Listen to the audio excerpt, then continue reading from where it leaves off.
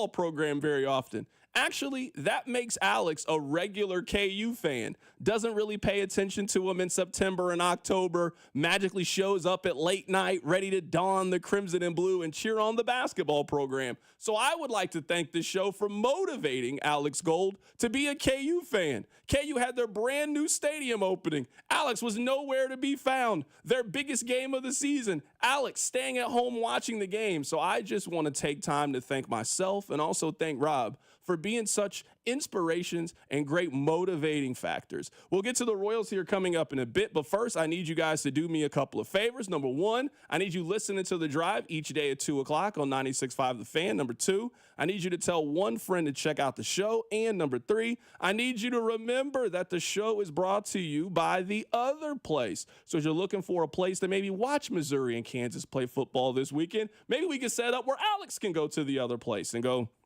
grab himself a drink as he is watching Missouri put it on the Jayhawks coming up on Saturday afternoon at 2:30. All right, let's get into it. Let's talk about the Kansas City Royals. I was not at the game. I don't know if emotionally I'm ready to go to another Royals game quite yet, but let's talk about yesterday. I don't want to bury the Royals. I'm still holding on to hope that this team can make the postseason. But yesterday felt like the most damning argument of the why they can that we've seen. This Angel squad is not a good team. It's not a good team at all. I had never heard of this Joe Adele guy, and all of a sudden he has turned into Torrey Hunter against the Kansas City Royals. Every time he has come up in a big spot these last couple of days, he has demolished the Kansas City Royals. Absolutely demolished the Royals. I'm watching the game yesterday, and I imagine many of you are doing the exact same thing. It is impossible to not be scoreboard watching right now. It is impossible to not be scoreboard watching. The Mariners have lost back-to-back games. The Royals are playing one of the worst teams in the American League. You have to win these games. You know we love a good basketball analogy on this show, and I make this one a lot. You know how in a basketball game when your team is down 4 and your team takes a big 3, your team can make that 3, the other team calls timeout, and your team gets a lot of momentum from that shot. Or you can miss it, long rebound, they go down the court, they get a layup. It could have been a 1-point game. Now it's a 6-point game, and now your team is hanging their head because you understand the momentum shift that just happened by this single event in the game. The Royals could be down a half game if they had just simply taken care of business on back-to-back nights. Maybe you lose one of those games. There's absolutely no reason in the world for you to lose both of the games the way that the Royals have lost them. Now, I don't know if we have ever done this on the show, but I think it has to be said. You got to put some of that on Bobby Witt Jr. yesterday. Many of you believe that Bobby Witt Jr. is the second best player in the American League. Many of you think that last year Bobby Witt Jr. should have been the American League MVP. We are talking about a potential future Hall of Fame baseball player, one of the great players in the league, a young prodigy. He not only hurt them on the defensive side of the game yesterday, you had an opportunity coming up in the very next half inning to undo the mistake that you just made, and you came up small in that moment. And a ground ball toward short in fast Witt. Scoops, and he couldn't get it cleanly, and the run is in. Just a frustrating day for the Kansas City Royals. And I understand that baseball is a team game, and I don't want to put everything that happened yesterday on Bobby Witt Jr. Vinny Pasquantino also has to shoulder some of that blame and has to carry some of it. When this was a 3-3 game, you had an error on the second out. You get this play, you make this play, you're out of the inning. You have an error from your best and most important player. You then have an opportunity in the very next half inning to drive in a run to undo it, and both of you, back-to-back, don't get on base, don't get a hit, and don't prolong the inning. They've had a lot of heartbreaking losses so far this season, Rob. I think yesterday has to be at the absolute top of the list. Not only is it the loss to Not only is it the loss by the Seattle Mariners, that's obviously a major part of it, but it's also you not executing, you not finishing it. And in back-to-back days, you have had a lead late against a team that you are clearly better than, and you have let them derail your chances of potentially making the postseason. I feel like there are two things when we look back at the Royals season we will point to and say, that's why they fell short of the playoffs. The first one is obvious. The first one's June. June was horrible. June is the main reason why the Royals are probably not a postseason team in 2025. Their June was abysmal. The second one is they did all this work in late July and throughout August to get back in the race, and I commend them for it. But you were given a golden opportunity the last two nights. You had a sub-500 team at home. You had the two teams you're chasing playing teams, and they were taking losses. You had a chance to be a half game back going into tonight, where you're playing and those teams aren't. You could have been going into the weekend series against the bad Twins, tied for the third wild card, and it slipped through your fingers. It fell short. I remember we had Vern on Tuesday. He talked about how, hey, Tuesday night starter was a 24-year-old lefty who's crafty and, he skipped AAA. They should be pounding the cover off the ball against that guy. He threw one run ball. Last night, the offense wasn't great. Bobby, Vinny, they all shoulder the blame. They have 3 runs. They lose to the Angels 4-3.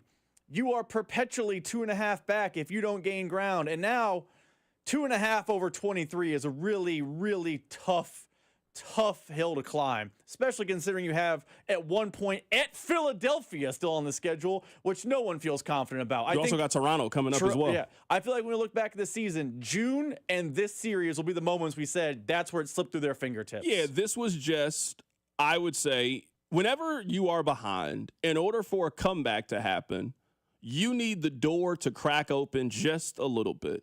You need the team that has the lead, the team that has the advantage. You need that team to slip up just a bit and leave the door open. Seattle has done that the last couple of days.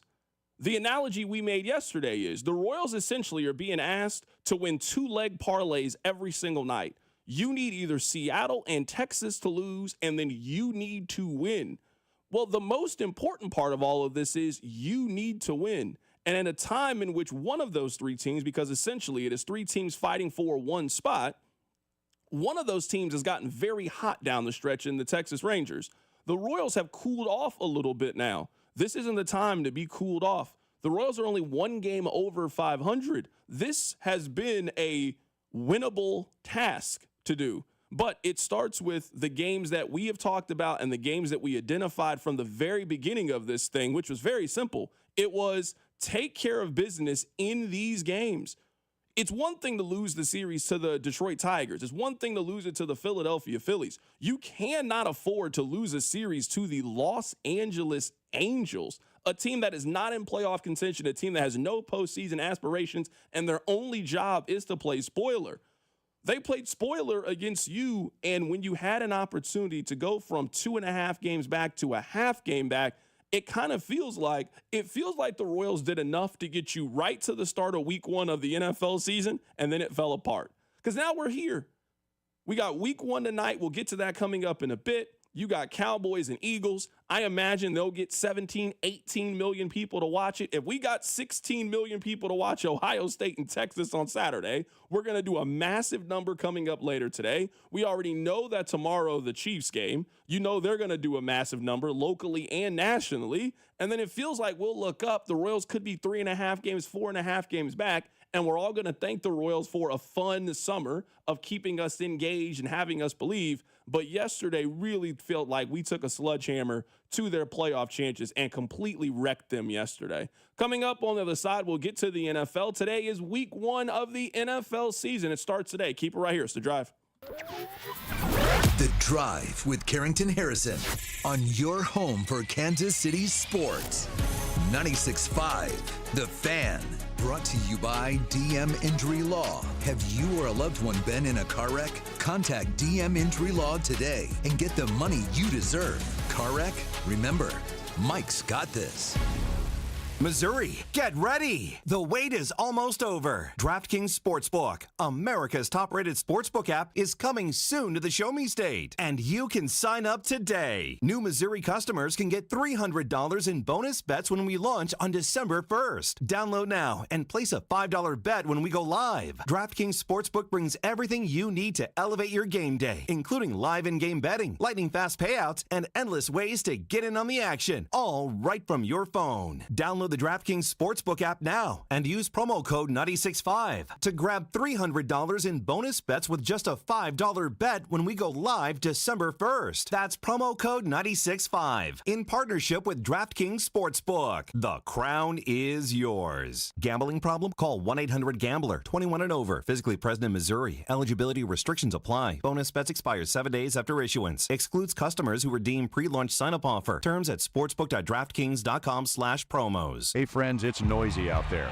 with information coming at us all day, every day. It's hard to know what to trust, and the world of wealth management is no exception. That's why UMB Private Wealth Management helps you tune out the noise and tune into what matters most. They'll create a financial plan based on your unique goals, so it's your voice that comes through loud and clear. Get financial clarity. Go to umb.com/private wealth to schedule an appointment. That's umb.com/private wealth. Rally House, shop every team in town. College and pro, come on, it's time to go. The season starts at Rally House. From jerseys and hats to tumblers for game day, it's where outrageous selection meets every fan's style. Kansas, Missouri, Kansas State, Chiefs and Royals make KC great. Rally House, it's your city, it's your house, it's a Rally House. Level up your fandom in-store or online at rallyhouse.com. I'm Bob Burke, founder and chairman of Burke America Parts Group, a family of brands that includes RepairClinic.com, an appliance and HVAC parts solution company that's grown into an international brand. Before AmericanEagle.com, we partially launched a new technology platform developed by another firm. American Eagle helped take our technology to a whole new level with digital marketing, software development, and business insights into our key markets, appliances, HVAC, and outdoor power equipment, and did so both on time and on budget. AmericanEagle.com has the resources, experience, and talent needed to produce solutions. Our new technology platform, developed by AmericanEagle.com, has produced tremendous results with higher traffic, conversion, engagement, and online revenue. If you have any home repairs you need to take care of, check us out at RepairClinic.com. If you need a world-class website or technology project, then I would highly recommend AmericanEagle.com. Call AmericanEagle.com at 773-NETWORK. That's AmericanEagle.com, 773-NETWORK. Keeping your engines healthy means protecting them in season and out. Experts trust Stable to do that, and third-party testing confirms it. Stable is the industry leader in preventing fuel-related issues, no matter if you use it in your car, boat, or outdoor power equipment. In season or out, at every fill-up or when you store, start with Stable. Sports fans, listen up. 1 in 8 men will be diagnosed with prostate cancer, and bladder leaks can be a side effect. That's why Depend is teaming up with the Prostate Cancer Foundation to encourage screening. Because health is a long game, and it's yours to win. Now here's the cool part. Through November, Depend is contributing up to $300,000 to prostate cancer research by donating 25 cents for every purchase of Depend shields, guards, and Real Fit products. Void in Mississippi. Learn more at Depend.com. Hey there, cats and kittens. It's Brian from The Commercial Break, the mediocre comedy podcast where my best friend Chrissy and I attempt to make sense of the world. We talk about the absurd, the ridiculous, and the stuff no one asked for, like internet weirdos, pickup artists, and why everyone is obsessed with crystals and colonics. It's all got to stop. The show is free, it's frequent, and it's probably not for everyone. You can go to tcbpodcast.com, subscribe at youtube.com/The Commercial Break, or check out the show wherever you listen to podcasts. We'll see you on the next commercial break, and best to you. You're listening to 96.5 The Fan from the Mission Plumbing, Heating, and Cooling Studios. Hey, it's Juju Smith-Schuster from the Kansas City Chiefs. Welcome back to The Drive with C-Dot on your home for Chiefs football. 96.5 The Fan.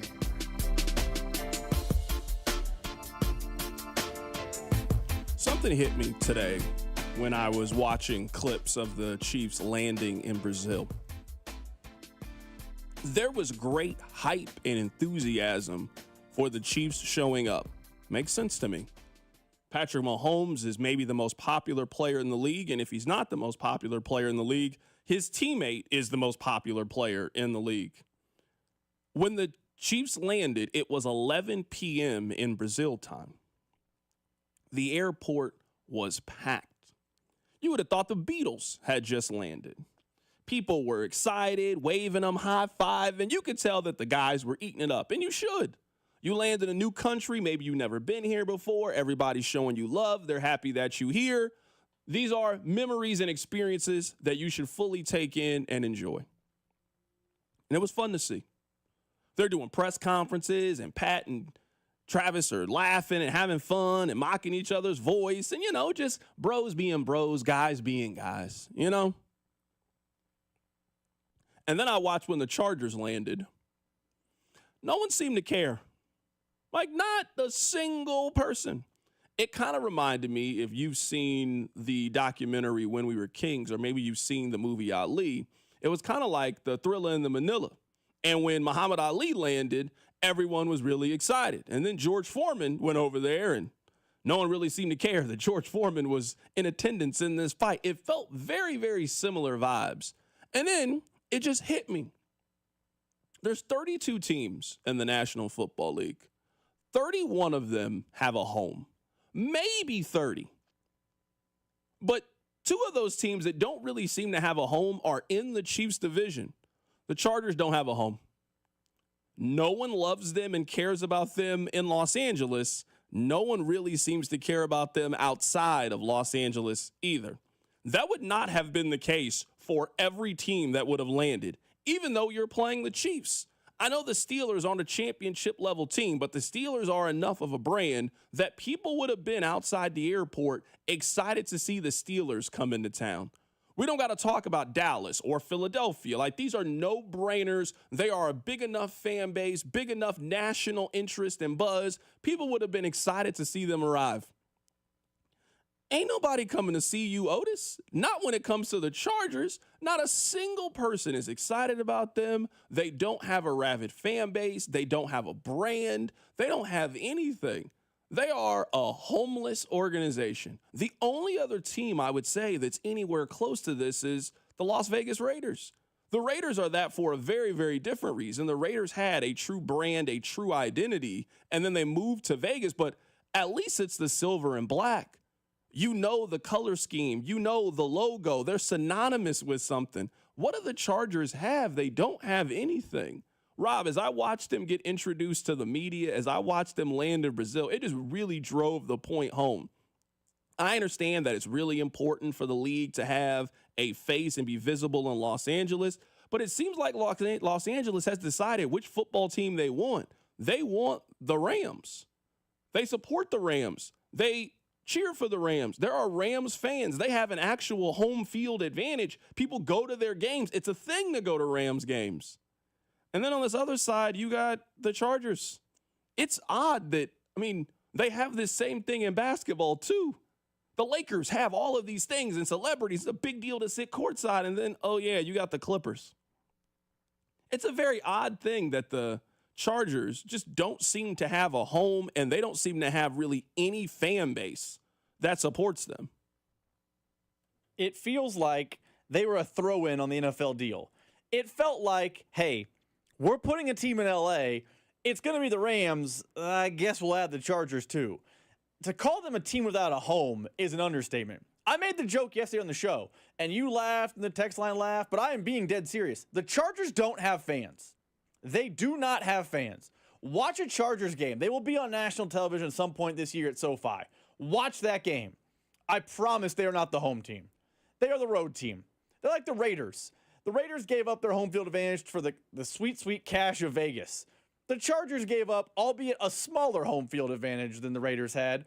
They gave up that for that sweet, sweet cash of LA. Because when the Chiefs come, when the Raiders show up, when the Broncos show up, when they play any team of any national interest or prestige, the Vikings, who are not that, the Vikings show up, name a fan base, watch the Charger game at SoFi. They're playing a road game. They play 17 road games a year over 18 weeks. It is I do not understand. This is why I don't understand Chiefs fans hating the Chargers. The Chargers are nothing. They are a zero fan base, nothing. It's like if, cross-sport compare again. It'd be like if back in the old Big 12, you were like, man, I really hate Baylor fans. They don't exist. They're just an idea. They're a figment of your imagination. There is nothing about LA or the Chargers that is special, unique, different, nothing. I know the NFL will never admit this. I know they won't. They made a mistake by leaving San Diego. They had a home. They had an identity. Now, I get it. The league didn't have a footprint in one of the biggest local television markets. And even if it's not super, super popular, still, if you have 15% of the Los Angeles community, that's bigger than having 60% of Jacksonville, for example. So, I understand from a business perspective why they wanted to make this work. But I think we got enough examples, at least when it comes to Los Angeles, of what they as a city really love and support and what they don't. They love the Lakers. They love the Dodgers. When USC is really good, people are going out there. They don't love UCLA football. They don't. They don't love the Chargers. They do not care about the Chargers. You did not make this in the best interest of fans and building a fan base and excitement or any of those things. You know it's bad when there are a handful of NFL cities that prominent fan bases know you can go take over. And the fact that the Chiefs essentially might be the only team in their division that plays 5 home games in their division. They might be the only team that plays 5 home games. You got your 3 home games against the other 3 teams in your division. You know you got a home game whenever you go to Las Vegas. You know you got a home game whenever you go play the Chargers in their venue. There's no other team in the NFL that has that level of an advantage over their competition. Another reason of what makes it so hard for you to beat the Chiefs in their own division. Because if you're the Chargers and it's a 50-50 home-like game, that's why it's so tough, because you got to now do the silent count in your own building. There is a reason why this game is played in Brazil. And the Chiefs, say what you want about the Chiefs, they would never have given a home divisional game away. They might give London or Germany a game against the Lions, sure, or a game against the Bears or the Dolphins like they did a couple of years ago, of course. The Chiefs will play another international game. They're not playing the Broncos international. They're not giving up that home game because it is a tremendous advantage for you to be the home team. But the Chargers got to be thinking, well, we're going to be the road game anyway. This isn't a home game for us against Kansas City, so we might as well get a little bit of extra coin out of this for our troubles. And that's exactly what you saw. I'm telling you, go look at the video. Go look at when the Chiefs land in Brazil and the hype and the excitement and the buzz, and then go look at it when the Chargers land. They didn't even have the airport lights on when they walked in there. They didn't have the lights on. There was nobody waiting on them. No one excited to see them. You already know they're not getting they don't get a lot of fans for their own home games. Now we think that their team is about to travel to go support them. The Chiefs are going to have 11, 12 home games this year. This is their real home opener. They have their Arrowhead opener coming up next week, but their real home opener is coming up tomorrow in Brazil against the Chargers. It is, I will say this. As much as I wholeheartedly agree with you, I will say one thing to defend the Chargers a little bit here. I do think some of the excitement, buzz, allure, interest, fanfare, the photos, everything in Brazil, I do think there's a part of that with the Chiefs, hysteria that's built with the fact their tight end is dating someone or now engaged to someone, who's probably the biggest deal in Brazil. Of course. The Chargers don't have that equivalent. It's all of it, though. No, I'm with you. It's definitely all of it. The Chiefs have crossed over into pop culture, but this is what dynasties look like. You watch The Last Dance. When you're a dynasty, this is when you get Jerry Seinfeld to come into the locker room. This is what it looks like. So, yeah. I would just say some of it is the relationship with Taylor Swift, 100%. Some of it is just the Chiefs are the best and most popular team in the National Football League, and that's just how this goes. But all I'm saying is this would not have been the case if the Chiefs were playing the Pittsburgh Steelers, for example, in Brazil. There would have been people out there waiting on them. There are not many teams where no one would have been there to greet them when they got off the plane. It's not like Brazil gets these games all the time. This is their second NFL game. It's their second one. I guarantee you last year that there were people there for the Packers and the Eagles when they both landed. This, to me, is an example of the Chargers that they don't really resonate with anybody. They just don't really create or generate any buzz. I want to play some audio for you guys for this next person. Now, I like Dan Orlovsky. He's been on this show before, and I don't really count him as one of the hot take guys. I know that we think now that everybody in sports talk media that has an opinion is some hot take person. Most of the time, things that you guys think are hot takes, like I would just consider to be an opinion. Like you are allowed to have a different sports opinion than other people. So that doesn't really bother me. But sometimes there are people that give truly hot takes. And one of the things that I don't get about this profession, I don't get about sports media is I don't know why you got to take everything to the extreme. The Eagles have built and created a incredible foundation. The Eagles are a great team from 1 to 53. In my opinion, they have the best general manager in the National Football League. If you look at what they have been able to build through the draft and how they have done it over time, they're very proactive with contracts. They've made great trades. They're great talent evaluators. The Eagles are an A-plus organization. You can say that. But why do you always got to take things too far? Have you ever been in a situation where you or your friends are just sitting there joking, everything's cool, and then somebody just says something that just scratches the needle? Hey, man, we were just having fun. Why do you got to take it there? We were at a nice, calm 6. Everybody's laughing. Everybody's having fun. Now you got to come in with an 11. You didn't have to do that. That's what Dan Orlovsky did earlier today on Get Up when he said this nonsense. Yeah, Nick Sirianni and Jalen Hurts are the modern-day Bill Belichick and Tom Brady. Just total alignment. Like, you know, I remember Belichick and Brady constantly saying stuff and being like, there's no way you actually think that or feel that way or you operate like that. And it feels the same way. Jalen's just robotic and maniacal and very focused, not out in the public like Tom was when he was playing. And Sirianni, there's no way that he doesn't know.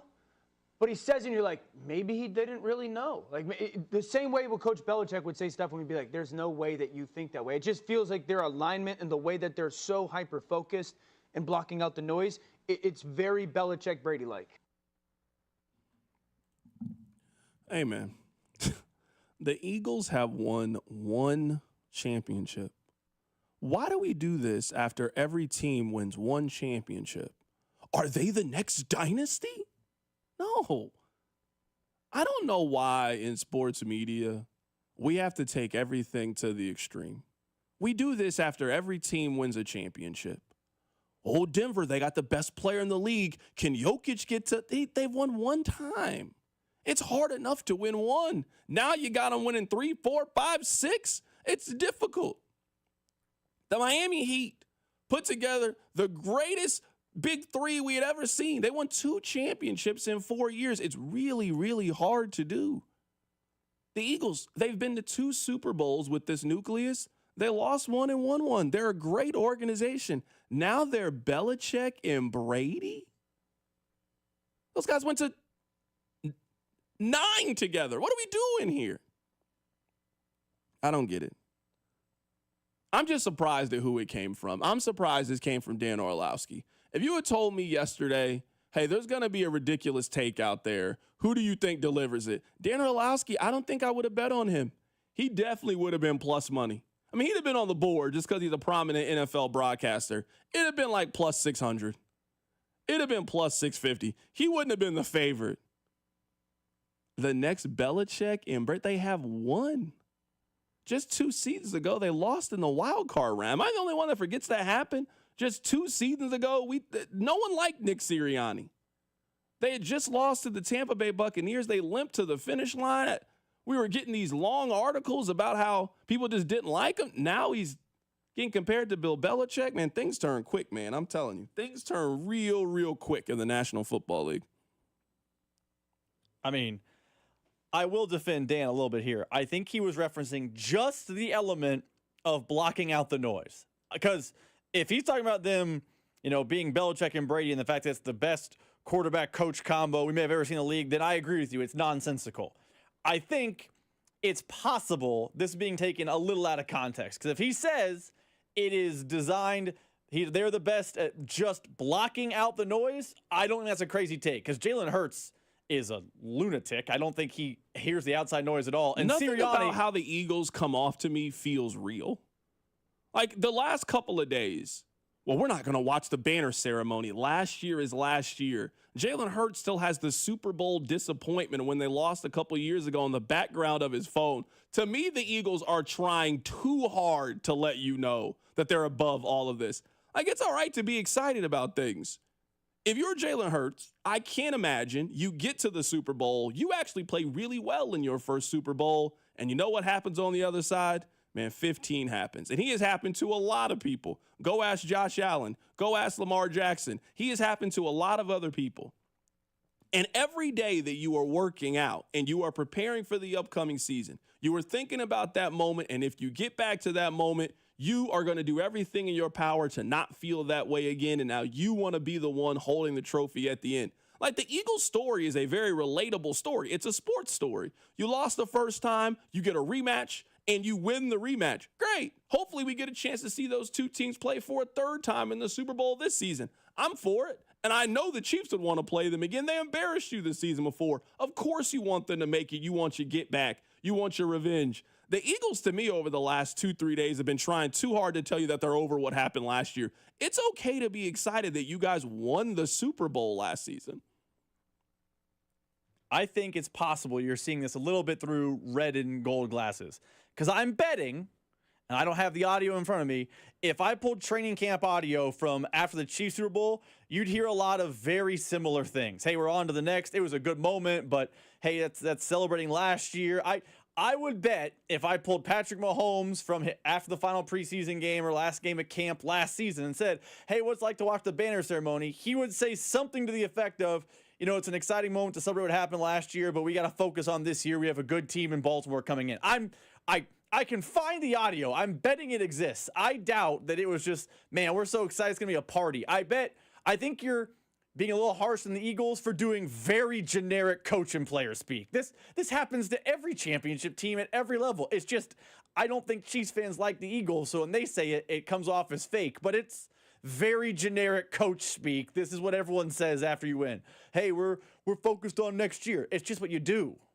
Coming up in just a little bit, we're going to be joined by Kevin Coleman. He is a wide receiver at the University of Missouri. He is from St. Louis. They play Kansas coming up this weekend. Coming up in about 45 minutes or so, we're going to be joined by Danny Parkins. He is with First Things First. He is on FS1, and we are going to spend time arguing about this.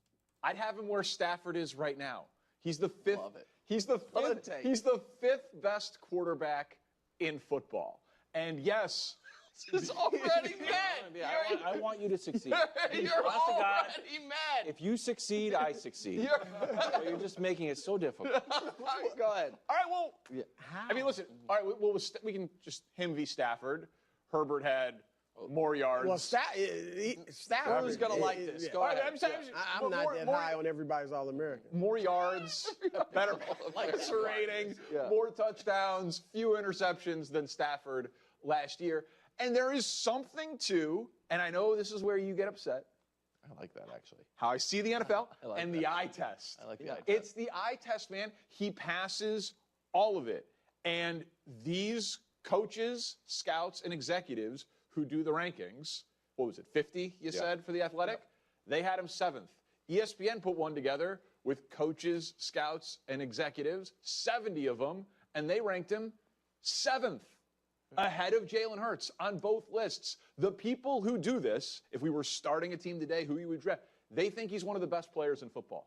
I cannot wait. I mean, I am giddy, excited to argue with Danny Parkins about this coming up in just a little bit about his Justin Herbert take, because I think his Justin Herbert take is wrong. I think it's wrong. So I can't wait to argue with him about this coming up in about 45 minutes or so. We're also going to be joined by Kevin Coleman. He plays wide receiver at Missouri. They play Kansas coming up on a Saturday. Roger Goodell said this yesterday about the Super Bowl halftime show.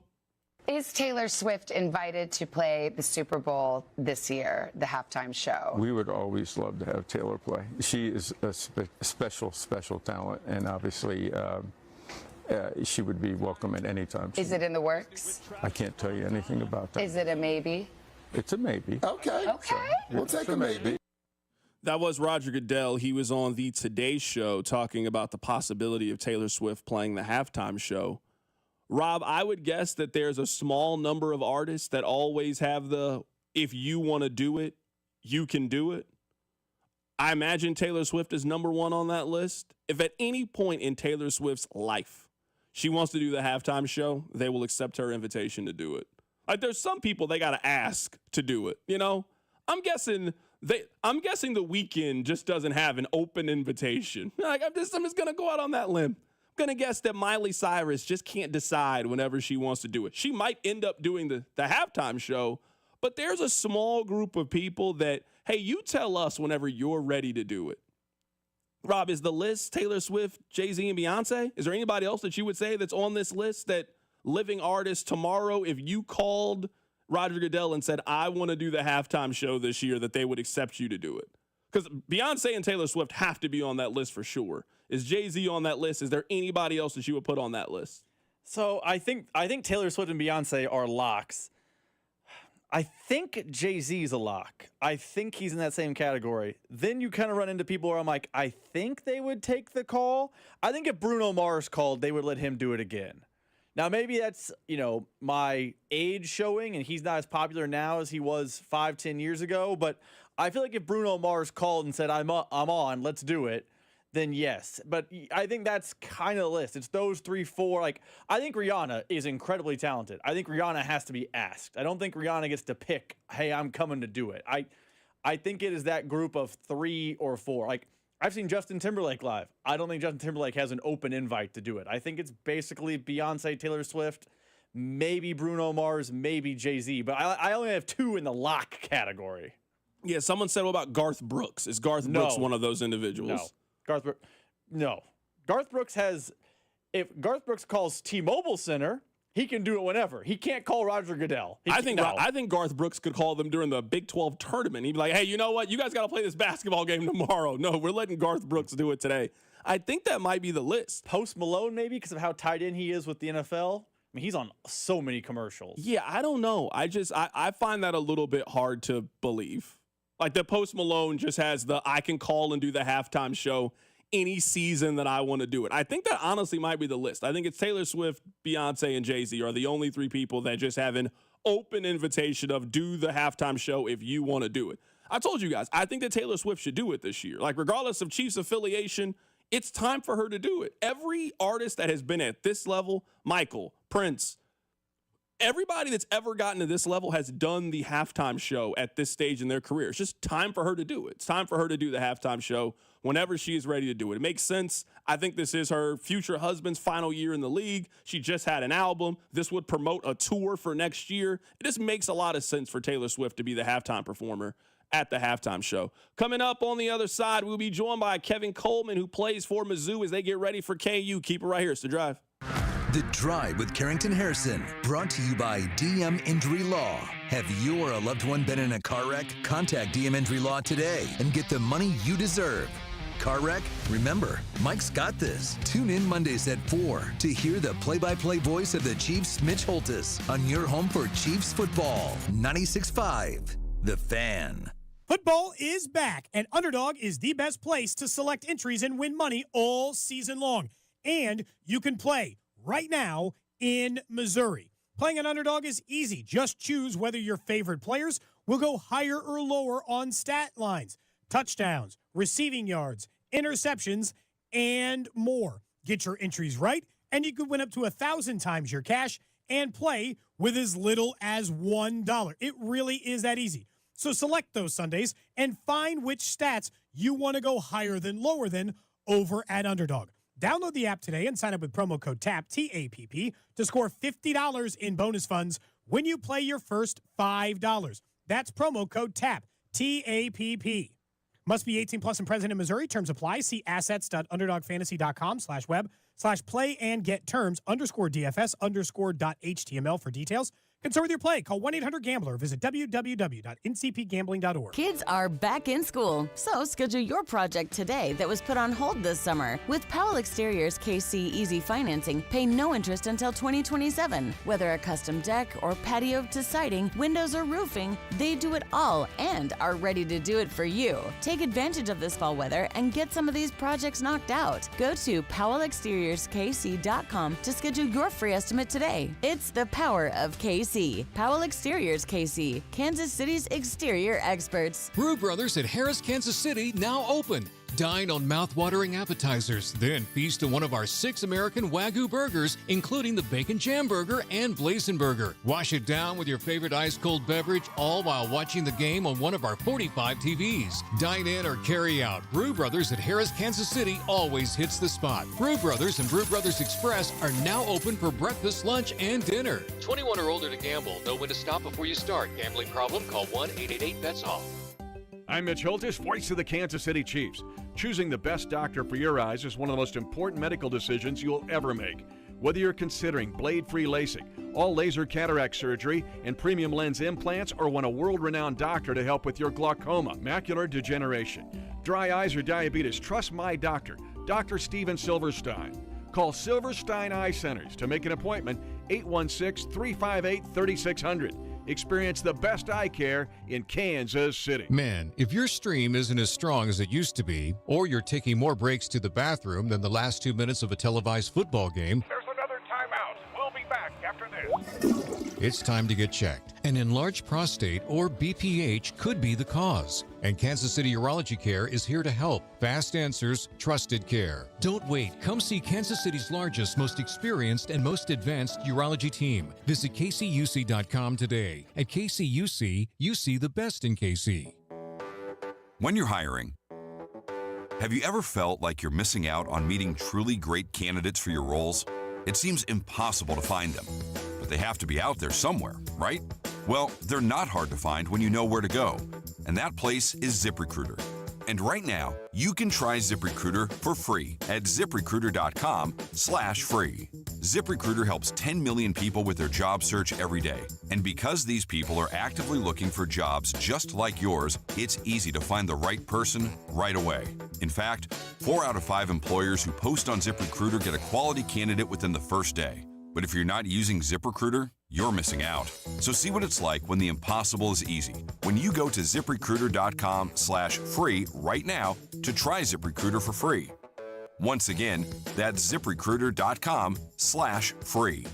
ZipRecruiter.com/free. Never miss out on great candidates with ZipRecruiter. Nationwide is so much more than a great insurance company. They're one of America's largest financial services companies. Like how I'm more than just Peyton Manning. I'm also motivating Manning. When I say insurance, you say financial services. Insurance. Financial services. Insurance. Financial services. Now when I say nationwide, you say is both. Nationwide. Is both. Nationwide. Is both. For your insurance and financial needs, Nationwide is on your side. Nationwide Investment Services Corporation, member FINRA, Columbus, Ohio.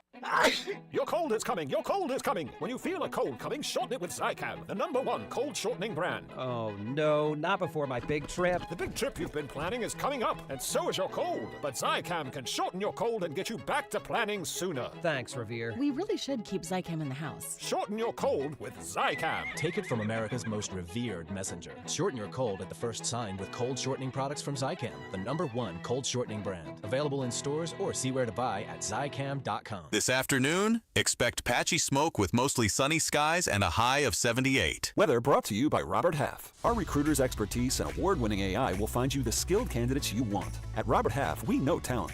Visit roberthalf.com/talent today. Welcome to your home for Royals baseball. 96.5 The Fan. Coming up at the top of the hour, we'll get to week 1 of the NFL season. We'll talk about the Cowboys and Eagles game, which is coming up in a few hours. But let me remind you guys that our college football coverage on 96.5 The Fan is brought to you by Bud Light. Bud Light and Tanner's are teaming up to make every college game day legendary. Every Saturday, rep your favorite college team, catch every play, and enjoy $15 buckets only at Kansas area Tanner's locations. Bud Light and Tanner's, from the stands to the bar, your game day headquarters. Earlier today, I got a chance to catch up with the number one receiver on the Missouri Tigers. His name is Kevin Coleman. He is a transfer from Louisville, also Mississippi State, and now he is at Mizzou. He is also from the St. Louis area. I asked him, what is this rivalry like from the St. Louis side of things between Missouri and Kansas? Since I got here, a couple of guys, a couple of people came up to the school to inform the guys on the team and us about this rivalry. So we've seen the importance and the significance of everything, the games. I know people that played in this game, and they tell me how important it is. But as the time went on, we couldn't really think about it. You know, we think we go as the day go on, but now it's the big time rivalry week, and it's KU. We know what the fans want. We know what the people want. It's a blessing to be in this game, so we just take it as another big week. You know, of course it's special to the fans, but to us it's just a 1-0 mindset. But it's definitely a lot of excitement going into this game because, you know, we play for each other, but we definitely want our fans to be happy. And we definitely want to one-up on these guys. Kevin, who are the players that came back to speak to you guys? Because, you know, I could think of countless people, Chase Daniel, Jeremy Macklin. Like, there's a lot of people that are obviously still very close to the program that know the significance of what it means to go up against Kansas. Who are those players that came back to talk to you guys? No, we had, like, coaches, some professors, different people that used to be connected with the program and still connected with the program to come talk to us. Not really players. I just talked to a few players that, you know, of course, from St. Louis, like Will Franklin, and we talked about, you know, the importance of the game. And Marcus Golden and people like that, because I'm connected with those people. We talked about the importance of the game. When you heard from all of these people, what's the biggest thing that you've learned about this rivalry? A must win, and, hey, try to win as by much as possible. Right now, we're talking to Kevin Coleman Jr. He had 6 catches for 48 yards last week in Missouri's win to take them to 1-0. What's the energy like been on campus? What's the vibe been like on campus? Because, you know, the energy around this game, I imagine, is just different than the energy around a lot of different games. You know, you've played in some big rivalries. You know, you were at Mississippi State, so I don't got to tell you about the hatred between that program and Ole Miss. So you're certainly familiar with these kind of rivalries. You were at Louisville. They got a great rivalry with Kentucky. What's the energy like during one of these weeks? The energy is high. Man, the school spirit is definitely high. As I'm going to class, I'm seeing different things with the Jayhawk X'd out. Teachers, professors are talking about this game and encouraging students to go to the games. Even last week as I was out after the game, people were just talking about everyone knows what's next and just bringing up what this week's about. Like you said, I played in rivalry games, and I know the obstacle, I know the goal and what we got to do. I just know this is a big week, and this is a must-win. I'm playing for the state that I come from, and, hey, I'm trying to get the dub for us. Right now, we're talking to Kevin Coleman for a couple of more minutes here as Missouri gets ready to play Kansas this week at Faurot Field. Are you ready to hear Mr. Brightside with everybody? You know, they always chant beat KU. They're actually going to be in attendance. Are you prepared for what it's going to sound like whenever that song gets played? Yeah, I'm ready. I know that song going to turn me up even more and bring more energy to our team and to the fans. So I'm definitely excited for that. I can't wait.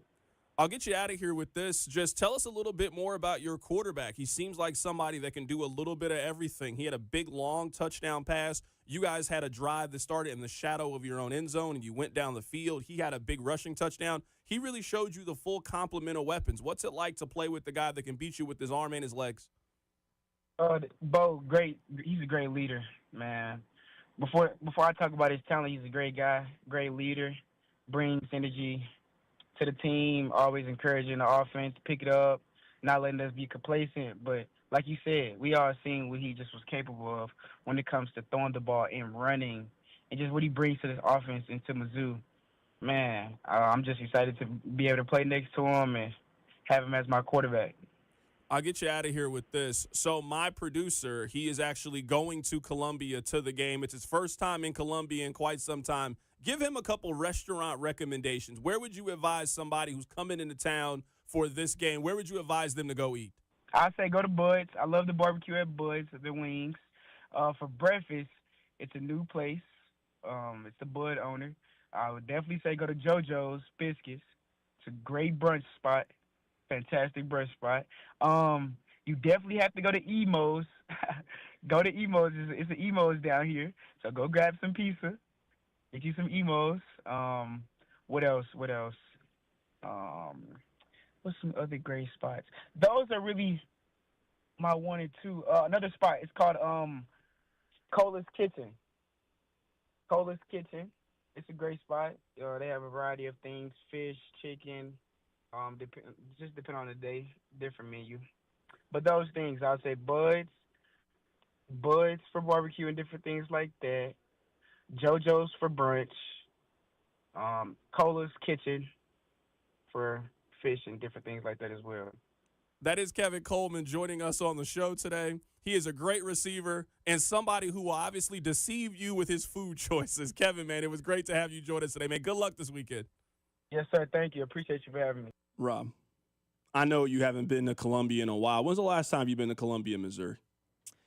2005, 2006. It's been a long time. I mean, there's been no reason for you to go. You know, there's no reason for you to be going to Missouri home games if they're not playing KU. You know, I get that. It's a long drive. You're not a fan. I understand. If you go to Emo's, I'm reporting you to HR. If you drive to Columbia and you and your lovely wife are looking for somewhere to eat and you go to Emo's Pizza, I'm telling you right now, I'm making sure you get written up. Please do not take that advice. I'm mad you cut out what my other response was to him because I gave him a little bit more of my peace of mind on advising out-of-towners to eat at Emo's. As a proud, born and raised Kansas City resident, I can't, no. Please don't. Please do not take that advice. Also, I'm not going to Columbia to eat barbecue. Not at all. I mean, I'm not saying it doesn't have good barbecue. I'm just saying as somebody born and raised from Kansas City, I'm not really interested in eating your barbecue, only ours. Wherever I am, you know what? I'll eat barbecue when I get back home. I'm sure it'll be better than what you have to offer. I'm okay. Please don't take this advice. Are you ready to hear Mr. Brightside? Because you know that it's coming. Even if you guys win the game, you're going to have to sit there, and I'm telling you, you have never heard it as loud as you were going to hear it. I mean, I've been at a football game when it's happened before. They played it 2 years ago when they played K-State, and it was even more special because the K-State fans also chimed in. So it was like for a quick 30-second, we all were on the same page about who our enemy was. This time, the level of vitriol that you are going to hear when it's time to chant KU, it's going to be legendary. It's going to be one of those kind of moments. I plan on going to the bathroom, maybe getting some popcorn. They serve beer at the end of the third quarter, right? Maybe get one of those at the end. I don't plan on being in the seat for the end of the third quarter. That is part of my plan, is to kind of maybe get around the concourse, walk around a little bit, see what's going on. Maybe I'll go inspect the construction site over at the stadium. I got plans for the end of the third quarter. I'm preoccupied, very busy. Coming up at the top of the hour, we'll get you ready for tonight's matchup between the Eagles and the Cowboys. I'll let you know the most popular bets that have been placed for the first game of the NFL season. Keep it right here, so Drive. The Drive with Carrington Harrison on your new home for Chiefs football. 96.5, The Fan, brought to you by DM Injury Law. Have you or a loved one been in a car wreck? Contact DM Injury Law today and get the money you deserve. Car wreck? Remember, Mike's got this. FanDuel is making Week 1 even bigger with the chance to win a share of $2 million in bonus bets every game day. That's right, $2 million. Here's how. Opt in and place an anytime touchdown bet on any primetime Week 1 game, including tonight's matchup, using your Profit Boost token. And if that player scores either the first or the last touchdown of the game, then you're going to earn a share of $2 million in bonus bets. So that's the first and the last touchdown. It's just one more reason to bet the NFL with FanDuel. Download the FanDuel app and use my promo code KFNZ to download the app today and get started with FanDuel, an official sportsbook partner of the NFL. 21 and present in Kansas. Opt in. Must apply Profit Boost hosting on select market. Prize pool to be split equally among all eligible participants who made the correct first or last touchdown pick. Bonus issued is non-withdrawable bonus bets, which expire 21 days after receipt. Restrictions apply. See terms at sportsbook.fanduel.com. FanDuel is offering online sports wagering in Kansas under agreement with Kansas Star Casino, LLC. Gambling problem? Can help with your best bet. Call 1-800-522-4700. Visit ksgamblinghelp.com. Men, the summer is here. Longer days, warmer nights, and romance in the air. Intimate dinners, walks on the beach, dancing in the moonlight. But if you have erectile dysfunction, you know it can ruin romance, both for you and the one you love. This is Jeff for Heartland Men's Health. And if you have ED, don't let another summer go by without getting treated. Because intimacy is one of the greatest things in life, and fear of not being able to perform should not be something you have to deal with. At Heartland Men's Health, we're ED experts. We've successfully treated tens of thousands of men. Our protocols work when others don't, and we have treatments that are effective in well over 90% of cases. You could even last up to an hour or more and perform like you haven't in years. So call us. Your initial appointment is only $99 and includes blood work, a medical consult, and if medically advised, a test dose. And if that test dose doesn't work in the office, your visit is free. Call 844-447-6600. That's 844-447-6600, or go to heartlandmenshealth.com. This is Creed Humphrey. Kansas City has the best fans in the world and the best bull riding team in the PBR. The Outlaws are looking to win it all this year, but they can't do it without you. I'm the chief of Outlaw Attitude, and I need you to pack the house. So buckle up and make some noise. The Outlaws are coming, and we know KC will be there with us. Come see Kansas City's next dynasty and join me at PBR Team Outlaw Days, October 3rd through 5th. I'm Jace Brown, and Canes fuels my game. The Wildcats and their fans are some of the most dedicated in football. It's a quality we share, and that fuels every single order of our hand-battered chicken fingers. Wherever there's football, there's Raising Canes. One Love, official partner of K-State Athletics. Tomorrow only, get your official Chiefs flag at your nearest Community America Credit Union branch. And while you're there, enter to win tickets to the Chiefs season opener at Arrowhead. Flag sales benefit Ronald McDonald House Charities of Kansas City. Tomorrow only, get yours before they're gone. Has your home been on the market without success? An expired listing can feel frustrating, but it doesn't have to be the end of your journey. The Sharp Homes team specializes in turning things around. The Sharp Homes team can also give you options. Do you want to skip the showings and open houses and go straight to sold? Well, contact them to discuss their instant offer program. If I needed to sell my home, Dawn Sharp, brokered by Epic Realty, would be the only agent I would trust. Google Sharp Homes team. That's Sharp Homes team. Google them today. Keeping your engines healthy means protecting them in season and out. Experts trust Stable to do that, and third-party testing confirms it. Stable is the industry leader in preventing fuel-related issues, no matter if you use it in your car, boat, or outdoor power equipment. In season or out, at every fill-up or when you store, start with Stable. Sports fans, listen up. 1 in 8 men will be diagnosed with prostate cancer, and bladder leaks can be a side effect. That's why Depend is teaming up with the Prostate Cancer Foundation to encourage screening. Because health is a long game, and it's yours to win. Now here's the cool part. Through November, Depend is contributing up to $300,000 to prostate cancer research by donating 25 cents for every purchase of Depend shields, guards, and Real Fit products. Void in Mississippi. Learn more at Depend.com. Touchdown! Chiefs coverage brought to you by Park & Go, the best deals on airport parking. Don't fumble your airport parking. Score big with Park & Go. All covered parking, fast and free shuttles, and open 24/7. For the best deals in airport parking, reserve your spot now at bookparkandgo.com. Park & Go, family owned and fan approved. Listen to the Royals and Twins this Friday on The Fan, AM 610 with Vern's on Deck Show starting at 5:30. This is your home for Royals baseball. 96.5 The Fan, KFNZ FM and AM, HD1 and HD2 Kansas City, an Odyssey sports station.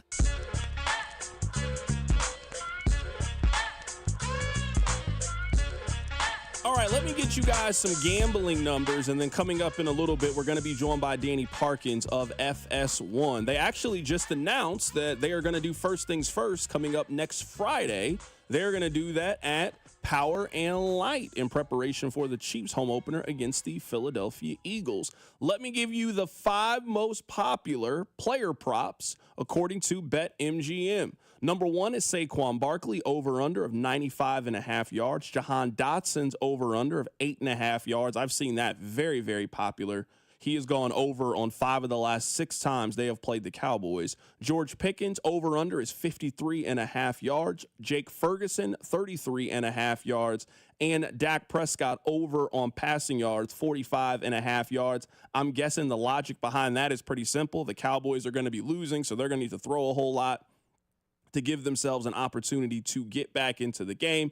I'll give you the 5 most popular anytime touchdown bets as well. Saquon Barkley, Jalen Hurts, CeeDee Lamb, A.J. Brown, and George Pickens. Those are the numbers. Rob, is there a bet that you really like today? Both of the apps have no sweat bets, have a lot of profit boosts. Of course, they're trying to get you active for the first week of the season. I'm taking Jalen Hurts for a first touchdown. It feels like this season just begins with the tush push. There was so much controversy about it this offseason. They had thought about banning it. It almost came really close to being banned.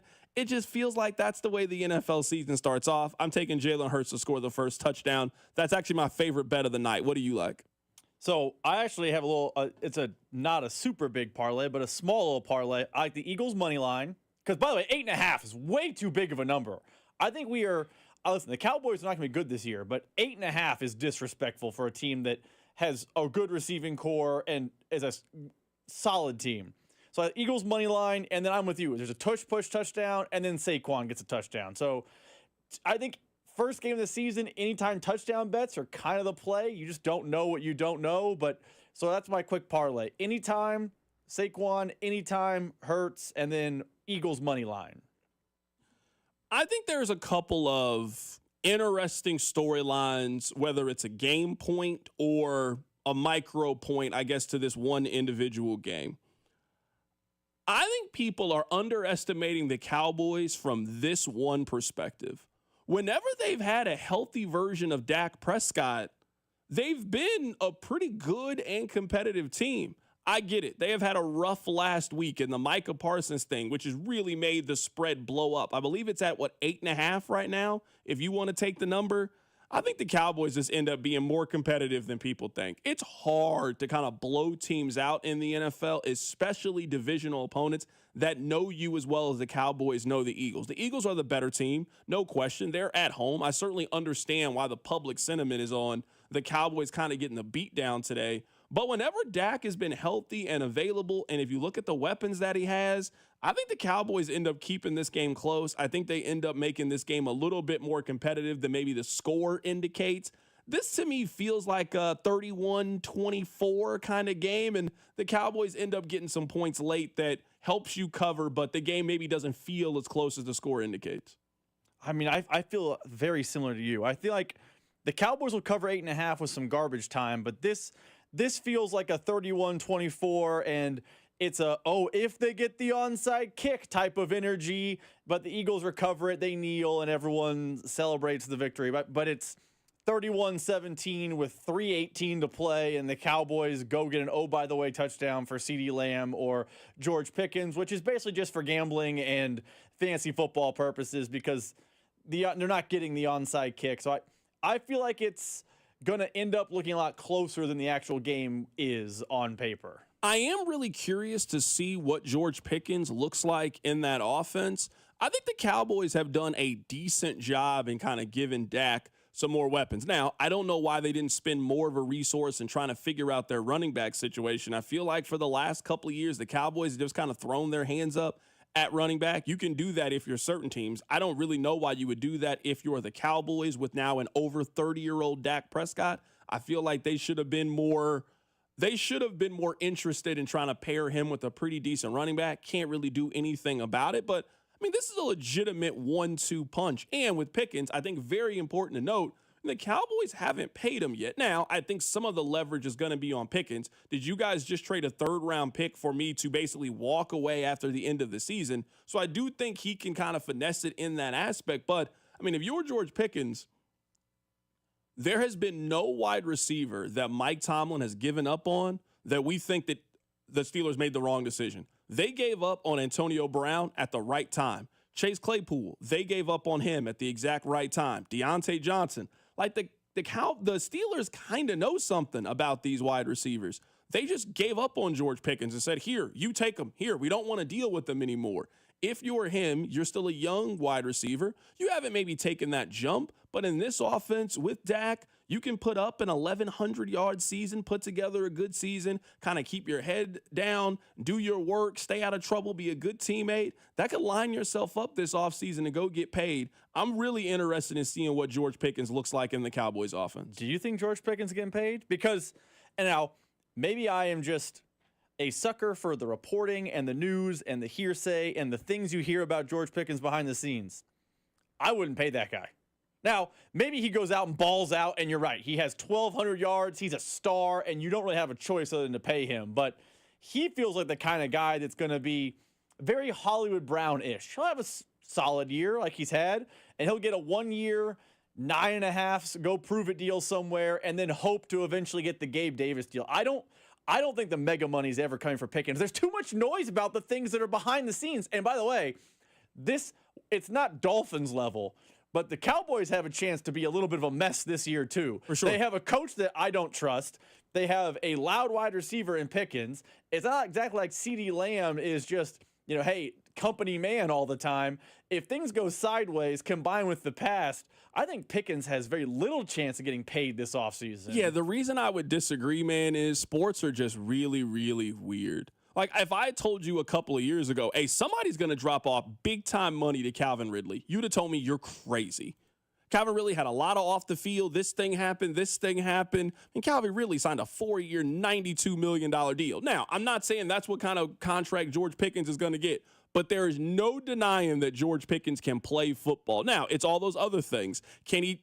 I'm with you. But, I mean, these last 3 years, if you want to go the last 3 years, 52 catches for 800 yards, 63 catches for 1,100 yards, 60 catches for 900 yards last season, and he's 24 years old. I'm sorry, that guy in free agency, if he puts up 1,000 yards this season, that guy ain't getting 1 year, $7 million next season. Yeah, but someone's going to take the chance on George Pickens if he balls out this season. To be fair, they always do. You would have told me a year ago, hey, George Pickens is going to have 900 yards this year based on what he's already done, and he's going to get traded for.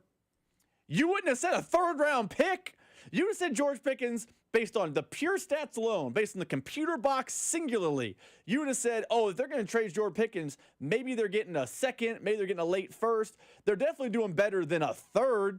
That's all they got for George Pickens. So I think the league views him based on the behind-the-scenes reporting and sense we get of him, because a player with those stats should A, not be traded. You would keep that guy. And B, if you do trade him, you should get, maybe not a king's ransom, but you shouldn't get what feels like 85 cents on the dollar for his talent. There's something that the league knows about George Pickens that is holding him back. Now, if he has no problems this year and dominates, maybe it's different. But if the stories with George Pickens keep being the story with George Pickens, I think he's getting a Hollywood Brown type of deal. You play fantasy football. This is a Saquon question / fantasy football question. Is there a running back that's near the top that you are fading this year? Because some of it's injury. Some of it is just the circumstances that happen in football.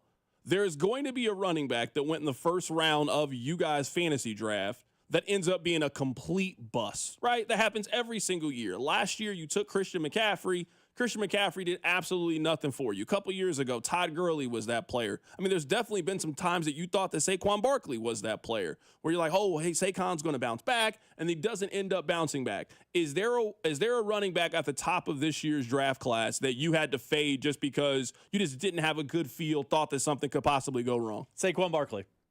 Saquon Barkley last year was historic. By the way, Derrick Henry, too. It's both of them. And it's not that I think they're going to be bad. I don't want to say Derrick Henry and Saquon Barkley are going to be bad. It's just they had historic seasons in 2024. Like, they both had years where, if running backs were allowed to win MVP, they would have been in the discussion. But they're not allowed, and that's a good rule. But you can't replicate that. It's just too difficult. This isn't, 1997 where you're Emmitt Smith and you can do it in back-to-back years. You can't really go in the modern NFL historic season, back-to-back at running back. So I faded Saquon and I faded Derrick Henry early, but that's largely because the expectations based on last year were too lofty in my thoughts. I will say this about Derrick Henry. The Derrick Henry thing is starting to kind of feel like when people keep picking against the Chiefs or when you keep picking against KU in the Big 12. I feel like people have been doing that for Derrick Henry for like the last 5 consecutive seasons. Like, I feel like they've been doing this.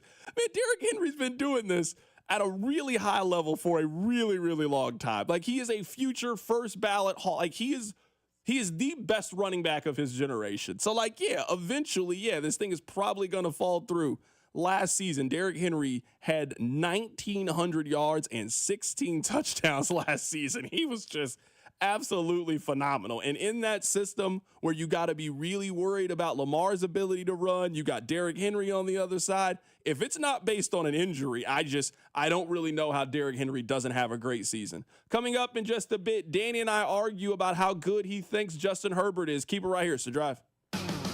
The Drive with Carrington Harrison on your new home for K-State Athletics, 96.5 The Fan. Brought to you by DM Injury Law. Have you or a loved one been in a car wreck? Contact DM Injury Law today and get the money you deserve. Car wreck? Remember, Mike's got this. Want to see the 2015 World Champion Royals swing it again? Come out to Home Run Derby X at Kauffman Stadium for a reunion on September 13th. Eric Hosmer, Mike Moustakas, Alex Gordon, Ben Zobrist, and Lorenzo Cain take their cuts against reps from the Blue Jays and the Mets. Come join the action for a night of massive dingers, slick defense, and target-smashing thrill. You don't want to miss it. Get your tickets now at MLB.com/HRDXKC. Major League Baseball trademarks used with permission. What matters to you matters to us. That's why Busey Bank takes the time to understand your goals and build solutions that fit your story. From everyday banking to long-term planning, our team is here to help you navigate every stage with care and expertise. We're more than a bank. We're your neighbor, your advisor, and your advocate. Busey Bank, building business, growing wealth since 1868. Member FDIC. What's up, everybody? Nick Costos here with the Sports Betting Minute, brought to you by BetMGM, the sportsbook born in Vegas. Please gamble responsibly. Pro football kicks off tonight in Philadelphia. Philly, about an 8.5 point home favorite against Dallas. The total sitting around 47 or 47.5. And since Dallas traded its star pass rusher last week to Green Bay, there's been one-way betting interest on this game, and it's been towards Philadelphia and the over. And as far as the total is concerned, I agree with the movement towards the over, and I do like the over in this game. Now, I prefer to bet over 47 than over 47.5, but I think this game gets into the 50s. Give me the over tonight. That's it for this Sports Betting Minute, brought to you by BetMGM. Download the BetMGM app and take your game to the next level with the sportsbook born in Vegas. Please gamble responsibly. BetMGM and GameSense remind you to play responsibly. See BetMGM.com for terms. 21 plus only. Kansas only. Please gamble responsibly. Gambling problem? Call 1-800-GAMBLER. In partnership with Kansas Crossing Casino and Hotel. I'm Kirk Herbstreit, and today I'm eating Raising Cane's. I want a solid bench of 4 chicken fingers, crinkle-cut fries with Texas toast. Now back to you, Todd. So the usual. Make Raising Cane's part of your game day lineup.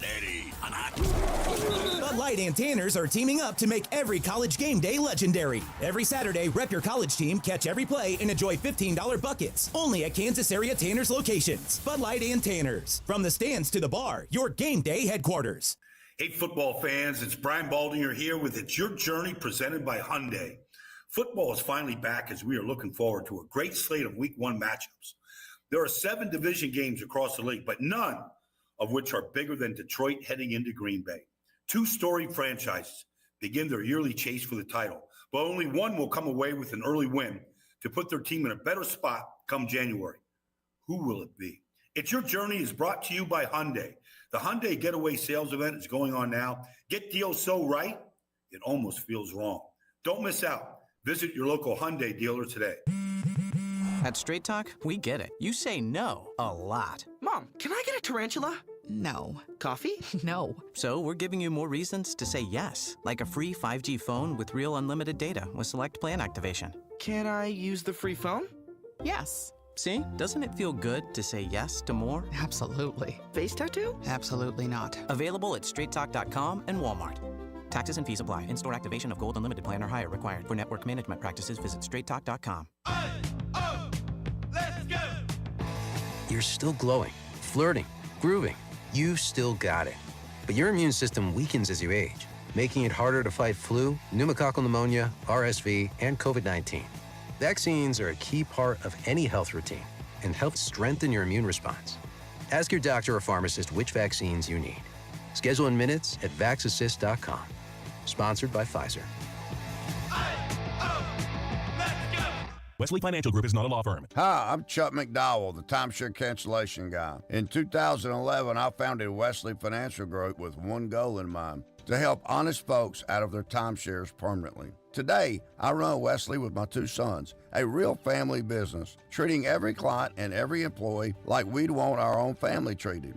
That philosophy has helped us grow into the largest, most trusted timeshare cancellation company in the United States. Fortune magazine even recognized us as one of the best places to work. Why? Because we genuinely care. In fact, some of our former clients were so moved by their experience working with us, they joined our team so they could help others to timeshare freedom. If you're stuck in a timeshare, give us a call. Let our family help your family. Call Wesley now for your free timeshare exit kit. 800-761-0000. That's 800-761-0000. 800-761-0000. Here's traffic, brought to you by DM Injury Law. Have you or a loved one been in a car wreck? Contact DM Injury Law today and get the money you deserve. Car wreck? Remember, Mike's got this. This one brought to you by Gann Asphalt and Concrete. Shawnee, that's a stall. 35 southbound just past 635. Right lane is blocked. And then 435 northbound at Shawnee Mission Parkway. Right lane is blocked by a stall. From the Anthony Plumbing, Heating, Cooling, Electric Traffic Center, I'm Val, 96.5 The Fan. You're listening to 96.5 The Fan from the Mission Plumbing, Heating, and Cooling Studios. Hey, this is Patrick Mahomes. Catch me every Tuesday with CDOT at 3:15, right here on your home of Fertiz football, 96.5 The Fan. Welcome back into the drive on 96.5 The Fan, 96.5thefan.com, and also the Odyssey app. Happy right now to be joined by one of the hosts of First Things First, my dear friend, Danny Parkins, but that's not what he goes by on this show. Park, what's good? Good afternoon, C-Dot. Football's back. What's up, man? I hadn't heard from you in months. You're a little bit big time now, and then I get a what happened on the Kiss Cam. That's how I knew you needed to come on the show. Well, you know, seeing you take a public L is one of my favorite things in life, and so it just blessed my timeline seeing you get rejected so publicly. It was really glorious, and I just want to thank you for it. You know, you're like the king of shooting your shot, but you just miss a lot. You're a bit of a chucker. You know what? You can call me the Justin Herbert of this thing. That's why I'm as happy to have you on the show. Danny, what a transition. You know I love you to death. You're one of my favorite people. I've had to publicly call you out. I've called you out on here. I've called you out on Sirius. I had to do this. How are you so lost when it comes to Justin Herbert? He has 0 playoff wins and is 28 years old. We cannot keep talking about potential with Justin Herbert when you're 2 years into your second contract and you have nothing to show for it. Oh, I'm sorry. Who has the most passing yards of any player through the first 5 years of their NFL career? That would be Justin Herbert. More than Patrick Mahomes, more than Peyton Manning, more than Drew Brees, more than Tom Brady, more than any player you would want. Hey, I'm sorry. Are wins is wins a quarterback stat now? I didn't know that was the rudimentary level of analysis that has happened here. So I have eyes, Carrington. I can watch the game and I can tell you that guy's good. A general manager's job is to scout an individual player within the concept of a team game. So if a guy drives you down into game-winning field goal position and then your kicker misses the kick, the loss goes on the quarterback's record, and the quarterback is the worst player. That just doesn't make any sense. 4 interceptions in the playoff game against the Texans. He was objectively bad. 2 of them were off his guy's hands, but still, he was not good. Interior of offensive line was terrible and injured. The pass rush really got to the entire team. That was a bad game. The other playoff game, he was amazing in the first half, was okay in the second half, and the Jaguars mounted an unbelievable comeback. He's had Anthony Lynn and Brandon Staley, and now he has Jim Harbaugh, who every time Jim Harbaugh coaches in the NFL, he wins 11 or more games. And it's year 2. They drafted Hampton. They drafted Harris, so 2 more, top draft picks. on the offensive side of the ball. The Slater injury is brutal, but I think Justin Herbert's right on schedule to be great. I call what he has done so far empty calories. If Justin Herbert surprised announced that he is going to retire like Andrew Luck, there is not a single thing from his career that we would talk about. He has not done anything lasting or memorable. I'll give you an NBA comparison. It's been a while since we've done this. He is LaMelo Ball. He puts up really good numbers. He has good TikToks and good reels and good highlights, but he has never played in a game that's meaningful. He has never done anything that we are going to remember in his career. And then I look at all of his career contemporaries. Isn't over. He's been in the league for 6 complete seasons. We're not talking about a guy who's in year 1, year 2. We're talking about a guy who has finished out his entire rookie deal, signed a contract that paid him $260 million, and the same thing continues to happen. If you were, okay, so if we're doing hypotheticals and cross-sport comparisons and all of that. Let's do it. Let's just make every player in the league a free agent. Let's just your age, your contract sticks with you, but just every player is available. And 32 general managers, we're doing a fantasy draft, and it's a snake draft, randomize the draft order. And you've got to draft your team. You agree that quarterbacks are probably the first, 15 picks of this draft? Yeah, for sure. Somewhere around, right? Okay. Mahomes 1, Allen 2, Lamar 3 or 4, Burrow 3 or 4. You're on the clock with the 5th pick. Jaden Daniels? Okay, fine. I'll give you Jaden Daniels. With the 6th pick in the draft, Carrington Harrison selects. I'd rather have Jalen Hurts than have Justin Herbert. I know where this You're is headed. out of your mind. You're out of your mind. No. I'd rather have Jared Goff than have Justin Herbert if we're going to continue this game. You're crazy. Jalen Hurts was 22nd in the league in pass attempts last year. He had 18 passing touchdowns. When he threw for more than 30 pass attempts in a game, his team was 3-2. They asked him to do that exactly 0 times in the postseason. He's great. He's clutch. He's a gamer. He's a leader. He's a quote-unquote winner. Are you telling me that if Justin Herbert was on Philadelphia, they would win fewer games? Based on what? Justin Herbert threw over 500 passes last year and had 3 interceptions. And then in the playoff, he had 4 interceptions, which, say what you want about Jalen Hurts, when asked to make plays in the postseason, I've seen him play in 2 Super Bowls. You can argue that he has outplayed Patrick Mahomes from a number standpoint in both of those games. My issues, I guess, with Justin Herbert, it's not in October. If you were telling about a Week 7 game against the Dolphins, Justin Herbert is one of the 5 best quarterbacks in the league. He's going to throw for 370 yards, 3 touchdowns. He's going to help you win your fantasy league. We've seen him play in 2 playoff games. And they lost in spectacular fashion because of their quarterback, because of who their quarterback was. They lost the Jaguars game because of Justin Herbert. I do not believe that they lost that. I do not believe they lost the Jaguars game because of Justin Herbert. Okay. If you want to say they lost the Texans game partially or mostly because of Justin Herbert, fine. The guy had 4 turnovers. I can't. He had it was a bad day to have the worst game of his career. The offensive line was terrible, and 2 of those interceptions were off his guy's hands. I'm not defending how he played in that game against the Texans, but I'm not going to do this minimal sample size analysis because by that metric, Lamar Jackson would stink after his first 2 playoff games. Also, it's 2 games. You have to be on a good franchise with a good coach, with good teams, with teammates who stay healthy, and all of the things that come with it. And so I refuse to believe. And by the way, you gave me Jaden Daniels, Jared Goff, and Jalen Hurts. I could have kept going. You could? Really?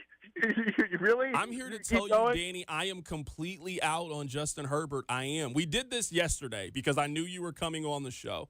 If you go back the last 10 drafts, quarterbacks who were drafted in the first round that don't have a playoff win, we're talking about Jameis Winston, Sam Darnold, Justin Herbert, Tua Tagovailoa. So to me, you can't be on that list with Tua and Sam Darnold and then tell me that you're right below a Mahomes, Allen. I really think of all the quarterbacks under the age of 30, I think he's the least accomplished quarterback of all of them. If we go from college accomplishments, if we go to NFL accomplishments, he has done nothing so far in his career except put up really good numbers and live off the potential that there is something more. But again, it's just empty buckets. It's just empty calories. It is just numbers that don't lead anywhere. Ask Brett Veach where he has him ranked, because what we're talking about is two different things. You're talking about what he has accomplished, which is a team thing in football more than any other sport. I'm not going to sit here and dispute that Justin Herbert has not accomplished enough in terms of winning in the playoffs on the football field. How can I? He has 0 career postseason wins. But when The Athletic puts out the poll of the 50 coaches and executives and they rank the quarterbacks, or ESPN with Jeremy Fowler puts out the poll with 70 coaches, GMs, and scouts, and they rank all of the position groups, how come Justin Herbert finishes 5th or 6th on both of those lists? I think that people fall in love with the physicals. I think this happens all the time. I think this happens in the draft. If you want me to go real philosophical and real deep, I think the NFL and scout evaluators love 6'5" white quarterbacks. That's why Mitch Trubisky, even as an average college player, can go ahead of Patrick Mahomes and Deshaun Watson. He looks the part. I think Justin Herbert looks the part. You look at him, and he's strapping. He's got this flowing hair. Big, strong, physical. You think there's more there than what's actually there.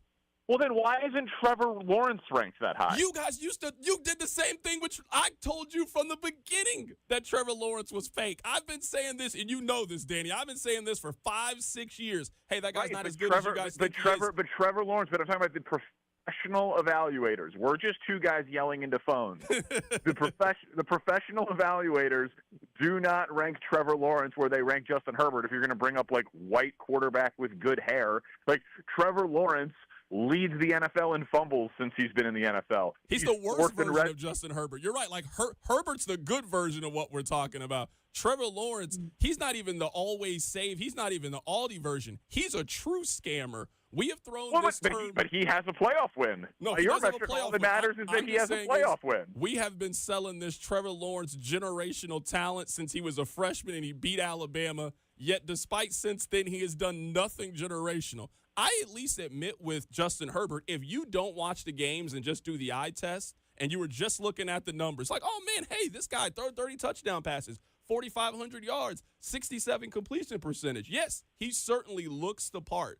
But to me, greatness is defined as a quarterback. When you got the ball down 4, your team has to go down the field. Or greatness is defined by January about your ability to elevate your team. Josh Allen isn't great then, right? Because he didn't drive down the field against the Chiefs last year in the playoff game. Josh Allen not great? He is great. I don't know why people are considering him to be the best quarterback in the league, because he's never come through in that moment. So there is just a ceiling on where I personally am going to rank him because of that. So your list of best quarterbacks in the NFL right now clearly would have to be Mahomes 1, Rodgers 2, Stafford 3, right? No, I don't have Rodgers that high because Rodgers did that back when we were still watching DVDs. I have Patrick Mahomes 1. I mean, I agree that Josh Allen's the second best quarterback in the league, but to me, and I guess what my argument was with Bill Simmons, and I think a lot of other people, so it's not like this was a unique argument that only I had, is like, you've never taken the belt away from Mahomes. You've had 2 seasons where your team had the ball with less than 5 minutes to go. Yeah, of course. So, yeah, I would rank it Mahomes 1, Allen 2, Burrow 3, Lamar 4, and I honestly would put a healthy Matthew Stafford 5. I think Matthew Stafford, when healthy, I think he's the best of the rest quarterbacks. Yeah, Stafford's amazing, and he's gotten it done. But if we were doing the starting the team thing, obviously he would not be. No, he old. Yeah, he way too old for this conversation. Yeah, because he's 37 years old. The idea that I could watch Justin Herbert play football and know the circumstances of Anthony Lynn and the injuries that have befallen his teammates and the situations that they've all been dropped in, like, they're not all created equal. every player doesn't get to sit behind Alex Smith and have Andy Reid call the plays and look out to his left and there's Tyreek Hill and to his right there's Travis Kelce. Like, not every player gets dropped into that situation. It doesn't take anything away from Mahomes' greatness. He was 5,000 yards and 50 touchdowns at 23 years old. Like, Mahomes is obviously one of one, right? But, like, I would have loved, in this alternate universe of, like, unanswerable hypotheticals, which is the basis of sports talk radio, I have a hard time believing that Howie Roseman wouldn't trade Jalen Hurts for Justin Herbert straight up if given the opportunity. Like, because I know in my soul that he is a better football player than Jalen Hurts. And you're like, well, he's one more.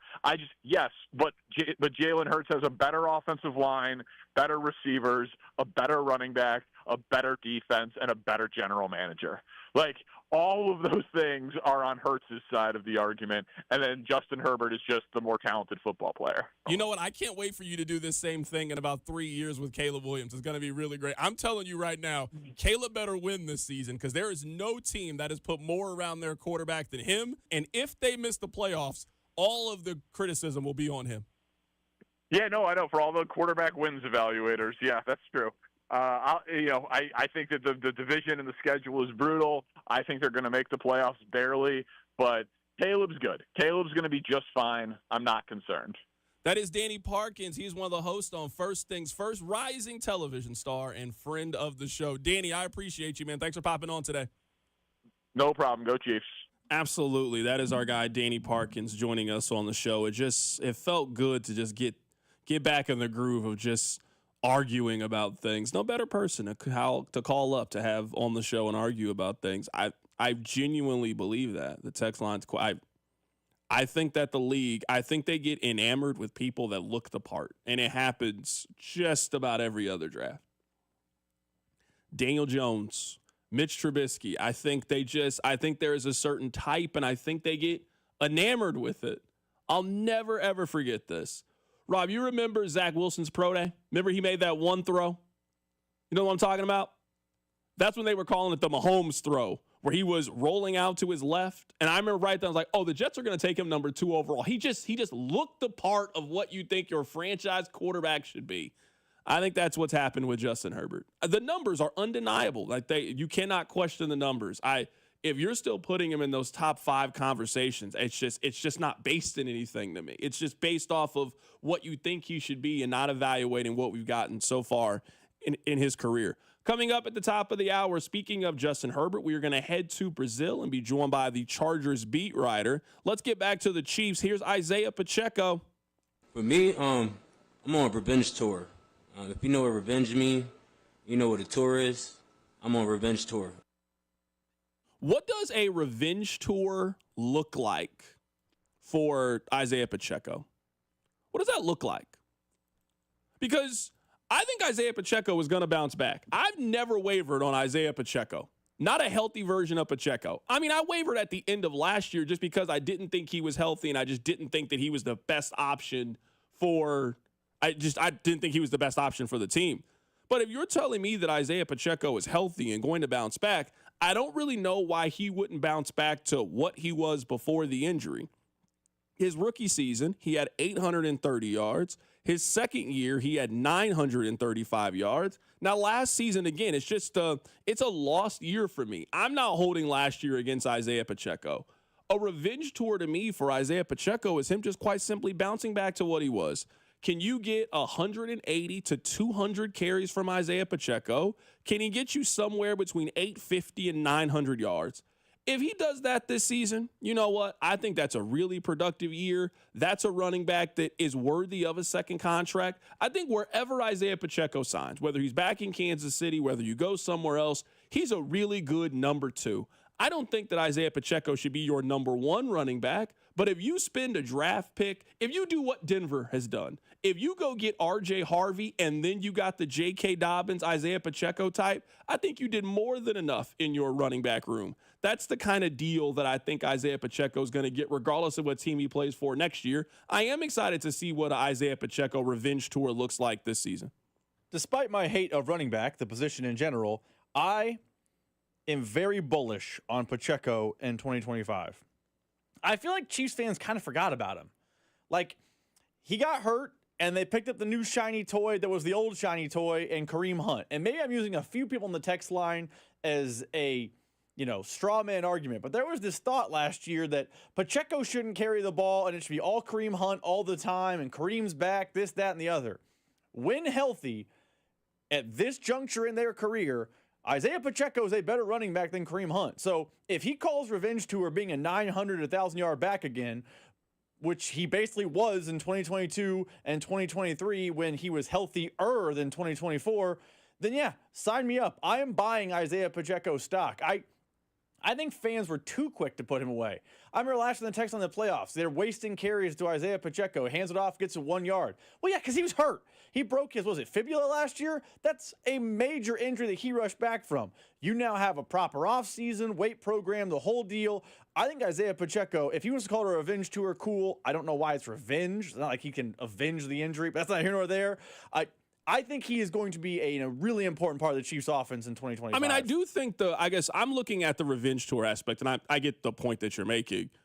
A lot of people did kind of turn on Isaiah Pacheco toward the end of the season. I'm with you. A lot of, at least my commentary on Isaiah Pacheco was strictly from an injury perspective.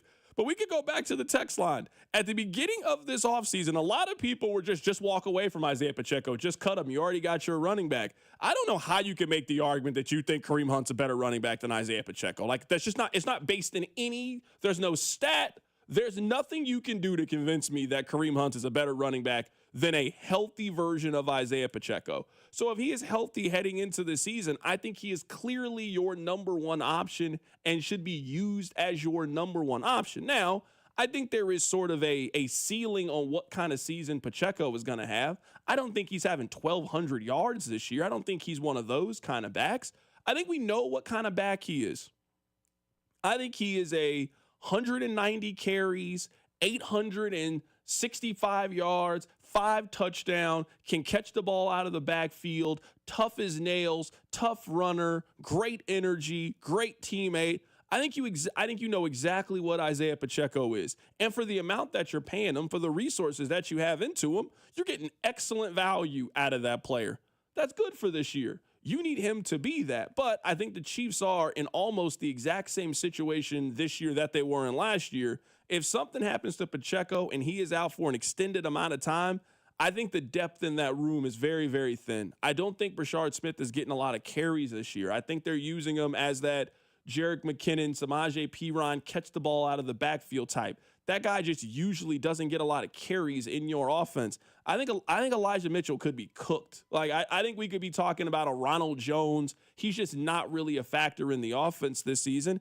And Kareem Hunt, I think you know what he is. He's good in burst. He's a good short yardage back, but that's not a guy that you're trusting to get 15 or more carries on a game-in, game-out basis. If this offense is going to hit its potential, and they've talked a lot about getting back to being a top 10 offense and being able to scare teams down the field, man, part of that is just being balanced, and part of that is teams have to respect that you can also run the ball and that you can control the line of scrimmage. I don't think they had all the pieces and infrastructure to do that last year. I do think they have that this season with Pacheco and possibly a better offensive line. Right now, if I said Isaiah Pacheco is going to have 200-ish carries for 900 yards, averaging around 4.5 yards per carry, you would take that in a heartbeat, right, from Isaiah Pacheco. 200-some-odd carries, 900 yards. That's basically what J.K. Dobbins was last year for the Chargers. You would absolutely take Isaiah Pacheco turning into a J.K. Dobbins type. Yeah, if you're the Chargers, you probably look for another, like, pure number one type of guy. I know Dobbins is a little bit of a journeyman, but 4.5 yards per carry at 200 carries and 900 yards from Pacheco is an absolute win from the Kansas City Chiefs. And that's what I expect him to be, if not better, in 2025. And you know what? You're right. Maybe his revenge tour maybe he can see the text line. I just don't know it, because I think when he talks revenge tour, it's these texts that are telling us that Kareem Hunt is just better than Isaiah Pacheco and it's not close, which is just not based in reality. Yeah, I'm telling you right now, I'm being serious. I know reasonable minds can disagree. Everybody is entitled to their own opinion. There is no argument you can make to me that Kareem Hunt is a better running back than Isaiah Pacheco. Not a single one. There's not one you could cobble together that would get me to be on your side of the argument. There's not one good point I think you could make that could convince me that that's the case. I know the text line thinks that I'm down on Kareem Hunt. I'm really not. I think Kareem Hunt is a capable third down back. And if that's how you use Kareem Hunt as it's 3rd and 3, you give him the ball, I think we have seen he can more than carry that burden.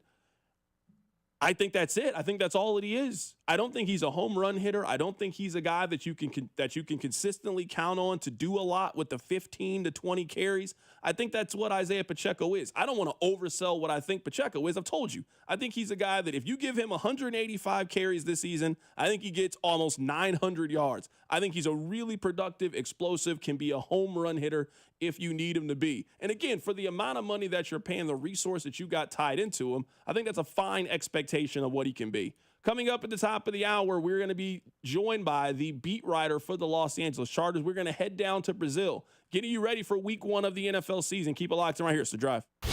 The Drive with Carrington Harrison. Watch the show on YouTube by subscribing to the 965 YouTube channel. The Drive, brought to you by DM Entry Law. Have you or a loved one been in a car wreck? Contact DM Entry Law today and get the money you deserve. Car wreck? Remember, Mike's got this. 96.5, The Fan. Missouri, get ready! The wait is almost over. DraftKings Sportsbook, America's top-rated sportsbook app, is coming soon to the Show Me State, and you can sign up today. New Missouri customers can get $300 in bonus bets when we launch on December 1st. Download now and place a $5 bet when we go live. DraftKings Sportsbook brings everything you need to elevate your game day, including live in-game betting, lightning-fast payouts, and endless ways to get in on the action, all right from your phone. Download the DraftKings Sportsbook app now and use promo code 965 to grab $300 in bonus bets with just a $5 bet when we go live December 1st. That's promo code 965 in partnership with DraftKings Sportsbook. The crown is yours. Gambling problem? Call 1-800-GAMBLER. 21 and over. Physically present in Missouri. Eligibility restrictions apply. Bonus bets expire 7 days after issuance. Excludes customers who redeem pre-launch sign-up offer. Terms at sportsbook.draftkings.com/promos. What we've been doing is pulling one of the people that sells the car every month and giving them a prize. Give Me the VIN is giving away $25,000 in cash every month. David Ling sold your car last week. I sold a 2020 RX 350. Yeah. Open that check up and tell me what it says. $25,000. $25,000. Give me that.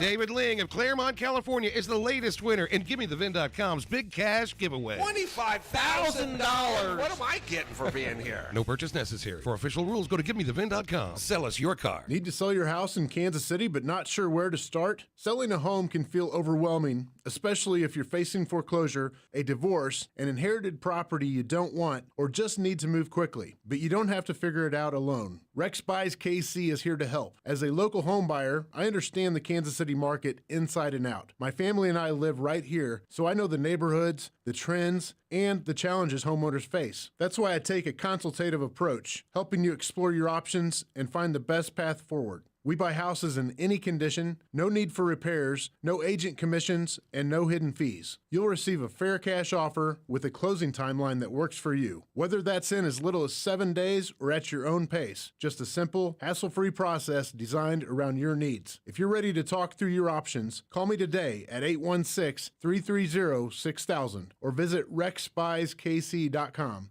Let's find the right solution for you. Rex Buys KC. Local, fair, and focused on you. After 40 years and more than 8,000 five-star reviews, Hamilton Plumbing, Heating, AC, and Rooter is your go-to company for home service needs. Call Hamilton today for our $79 mainline drain cleaning special. The pros at Hamilton will inspect your drains with video camera technology to pinpoint exactly what is needed to clear those clogs and help prevent expensive drain repairs. The expert technicians at Hamilton are ready 7 days a week to solve your problem the right way, the first time. Visit callhamilton.com for details, terms, and conditions. License number 2025-11121. Nationwide is so much more than a great insurance company. They're one of America's largest financial services companies. Like how I'm more than just Peyton Manning. I'm also motivating Manning. When I say insurance, you say financial services. Insurance. Financial services. Insurance. Financial services. Now when I say nationwide, you say is both. Nationwide. Is both. Nationwide. Is both. For your insurance and financial needs, Nationwide is on your side. Nationwide Investment Services Corporation, member FINRA, Columbus, Ohio. Your cold is coming. Your cold is coming. When you feel a cold coming, shorten it with Zicam, the #1 cold shortening brand. Oh, no, not before my big trip. The big trip you've been planning is coming up, and so is your cold. But Zicam can shorten your cold and get you back to planning sooner. Thanks, Revere. We really should keep Zicam in the house. Shorten your cold with Zicam. Take it from America's most revered messenger. Shorten your cold at the first sign with cold shortening products from Zicam, the #1 cold shortening brand. Available in stores or see where to buy at Zicam.com. Wesley Financial Group is not a law firm. Hi, I'm Chuck McDowell, the timeshare cancellation guy. In 2011, I founded Wesley Financial Group with one goal in mind: to help honest folks out of their timeshares permanently. Today, I run Wesley with my 2 sons, a real family business, treating every client and every employee like we'd want our own family treated. That philosophy has helped us grow into the largest, most trusted timeshare cancellation company in the United States. Fortune magazine even recognized us as one of the best places to work. Why?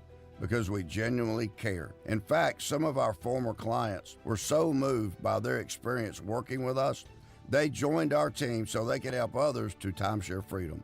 If you're stuck in a timeshare, give us a call. Let our family help your family. Call Wesley now for your free timeshare exit kit. 800-761-0000. That's 800-761-0000. 800-761-0000. Here's traffic, brought to you by DM Injury Law. Have you or a loved one been in a car wreck? Contact DM Injury Law today and get the money you deserve. Car wreck? Remember, Mike's got this. This one brought to you by Shawnee Mission Ford near Raytown. That's a stall 435 southbound at Eastwood. It is the left lane blocked. Shawnee is stall 35 southbound just past 635. It's the right lane blocked. From the Anthony Plumbing, Heating, Cooling, Electric Traffic Center, I'm Val, 96.5 The Fan. The only place in town to hear the hypothetical button game is on The Drive with Carrington Harrison.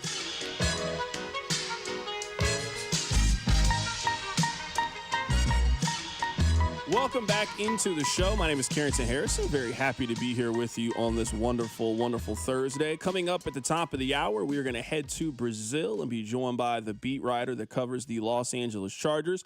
Also in the 4 o'clock hour, one of my favorite segments of the year. Sean Barber is going to join us in studio coming up in exactly 1 hour, and we will make our official playoff predictions. I will tell you who I think is winning every division in the National Football League, also who I think the wild card teams are going to be. Sean Barber will also do that. Rob will also do that, and we'll see who is right or wrong at the end of the season. So coming up in a little bit, we're going to take a trip to Brazil. We were just talking about Isaiah Pacheco, who said that he is on a revenge tour this season. For me, I'm on a revenge tour. If you know what revenge means, you know what a tour is. I'm on a revenge tour. That is Isaiah, but I do know what both of those things mean. Thank you, Isaiah, for saying. He's speaking of the Brazilian media. It's possible, the translation. I get it. I get it. The way you broke it down, like, no, we got it. I'm hopeful for Isaiah Pacheco. I know that I've been hard on the running back room this offseason. I still maintain that they didn't do enough to kind of elevate the ceiling of the running back room, but we're now here. And I think the Chiefs have pretty clearly shown you they think the old Isaiah Pacheco is coming back. That is the only way that their offseason makes sense to me in that running back room, is if they think that the old Isaiah Pacheco is coming back. And if they get that version of Pacheco, they're fine at running back. I mean, they're not great at running back. This isn't the best running back room in the league or in the division. But if you're telling me that your leading running back gets 900 yards like Isaiah Pacheco got the last time that they won the Super Bowl, you can absolutely live with that being your number one running back. And that's what I think the Chiefs are banking on, him getting back to being that kind of player. And I think he is that kind of player. Like, I think outside of last season, Isaiah Pacheco has shown he is a perfectly fine NFL running back. You can do better than him, but for the resources it costs, you are very happy if he's your every down back. And when healthy, he is that 185 to 200 carry, 850 to 900 yards a game type of running back, which is all the Chiefs need. The Chiefs have the best quarterback in the NFL. They don't need Derrick Henry behind him. They need Pacheco to get back to being Pacheco.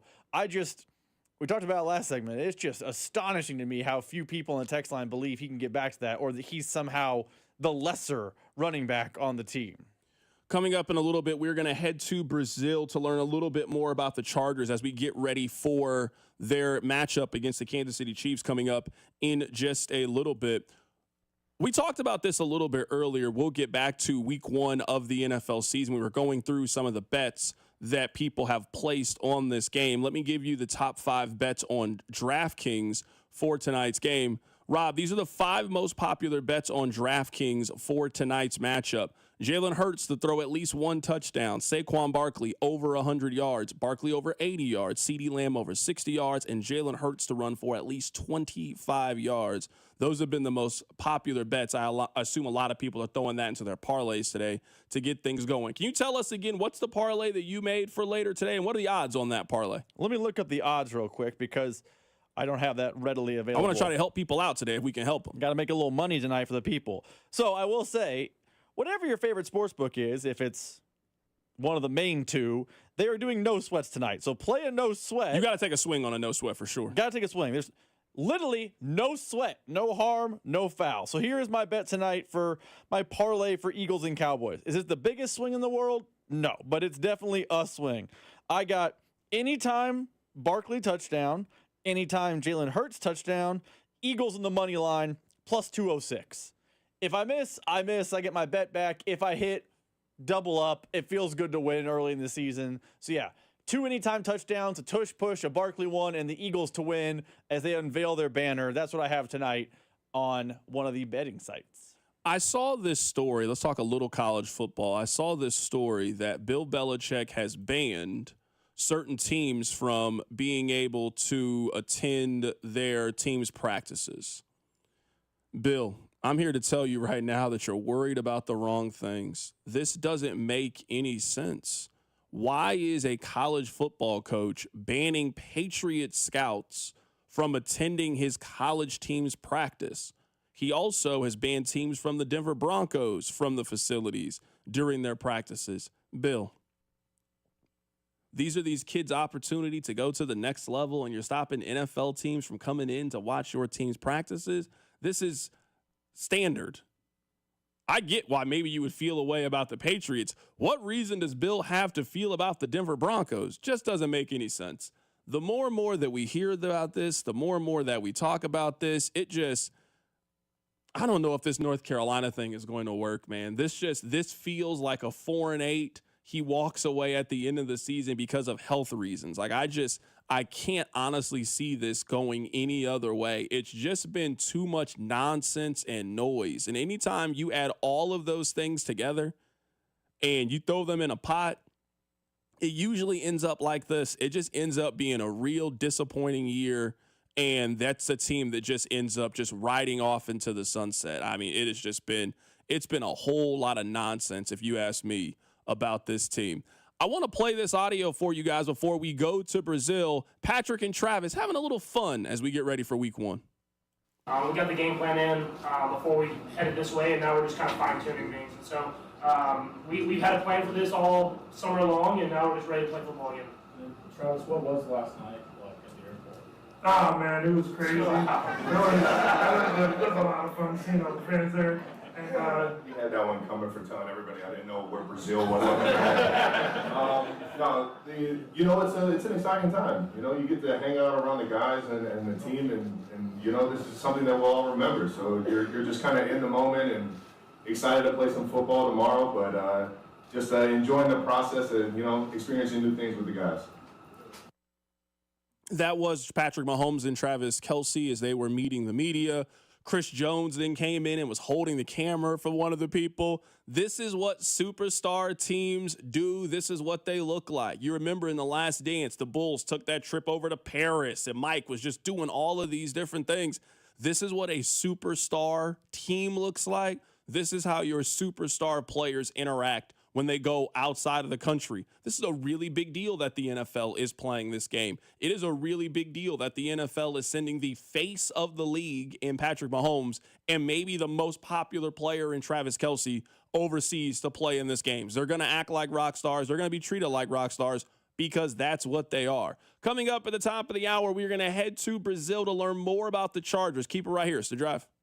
This is Wyatt Thompson from K-State, and you're listening to The Drive with CDOT right here on 96.5 The Fan and the Odyssey app. Brought to you by DM Injury Law. Have you or a loved one been in a car wreck? Contact DM Injury Law today and get the money you deserve.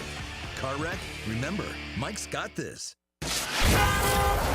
Here's traffic, brought to you by DM Injury Law. Have you or a loved one been in a car wreck? Contact DM Injury Law today and get the money you deserve.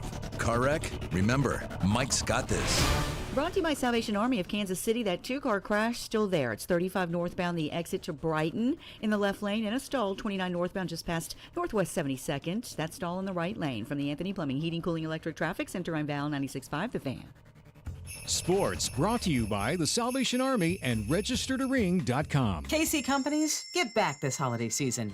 Adopt a kettle with the Salvation Army. Get your team out ringing bells for a great cause. Adopt a block of shifts or full days. Go to registertoring.com and make a difference. That's registertoring.com. At Casey's, we're too nice to say no. So when someone asked for a free frozen drink, we said sure. Then they said every Friday all summer, and well, now we're giving away free medium frozen drinks every Friday. Free frozen Fridays with Casey's Rewards. It's not crazy, it's Casey's. See store for details. The last blast of summer, the last home series, the last Let's Go Royals, the last Hot Dog Derby, the last 2015 Champs bobblehead, the last Fireworks Friday, the last Bring Out the Blue t-shirt, the last Theme Night bobblehead, the last chance to see your boys in blue in person in the 2025 regular season. It's Royals Blue Jays, Friday through Sunday, September 19th through the 21st. The last thing you want to do is miss it. Visit royals.com/tickets. Hey, football fans, tune in this week to kick off with Boomer and Valenti, where the guys break down the biggest headlines and stories from across the NFL. Kickoff with Boomer and Valenti is brought to you by Nationwide. For your insurance and financial needs, Nationwide is on your side. Doug. Limu and I always tell you to customize your car insurance and save hundreds with Liberty Mutual. But now, we want you to feel it. Cue the emu music, Limu. Save yourself money today. Increase your wealth. Customize and save, we say. That may have been too much feeling. Only pay for what you need at libertymutual.com. Liberty, liberty, liberty, liberty. Savings vary. Underwritten by Liberty Mutual Insurance Company and affiliates. Excludes Massachusetts. Brew Brothers at Harris, Kansas City, now open. Dine on mouth-watering appetizers, then feast on one of our 6 American Wagyu burgers, including the Bacon Jam Burger and Blazing Burger. Wash it down with your favorite ice-cold beverage, all while watching the game on one of our 45 TVs. Dine in or carry out. Brew Brothers at Harris, Kansas City always hits the spot. Brew Brothers and Brew Brothers Express are now open for breakfast, lunch, and dinner. 21 or older to gamble. Know when to stop before you start. Gambling problem? Call 1-888-BETS-OFF. You want to see the ring? Here, I have a picture. Wow, look at you. I know, right? Went to Hellsberg and customized the whole thing. Oh, yeah? Yeah, well, I showed them all her inspiration photos, picked the setting, the diamond. It's actually pretty fun. Now for the real hard part, asking her. Well, congrats, buddy. The ring looks awesome. Start your story with Hellsberg. Designed with care and craft since 1915. Shop in store or at hellsberg.com. Hey, it's Gold, and I'm letting you know that FanDuel is coming to Missouri. That's right, FanDuel, America's #1 sportsbook, is coming to Missouri. The long wait will soon be over. We've been talking about sports betting in Missouri for years, truly years, but it's finally coming on December 1st. You'll be able to bet on all your favorite teams and all your favorite sports. With FanDuel, there's a ton of ways for you to get on the action. You can bet on everything from the money line to those over-unders to which team is going to win it all. You can build parlays, bet on player props, ride the live lines, whatever your style is, FanDuel has you covered. Plus, with live betting, you can even pick which player will score the next touchdown and the one after that. Mark your calendars. FanDuel is coming to Missouri on December 1st. See for yourself why FanDuel is America's #1 sportsbook.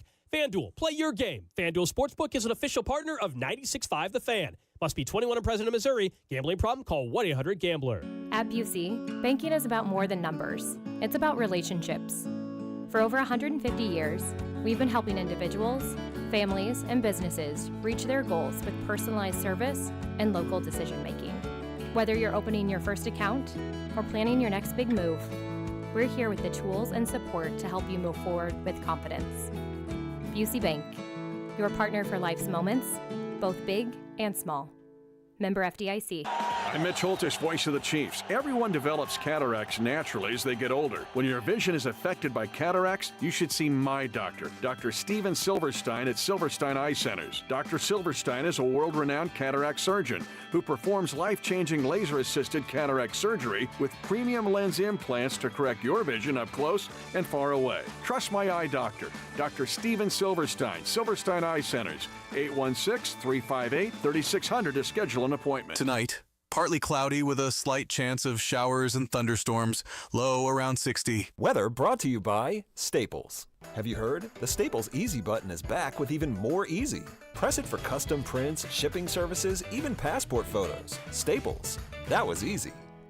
Listen to K-State versus Army this Saturday on The Fan, AM 610, with pregame at 4 and kickoff at 6. This is your home for K-State athletics. 96.5 The Fan, KFNZ FM and AM, HD1 and HD2, Kansas City, an Odyssey sports station.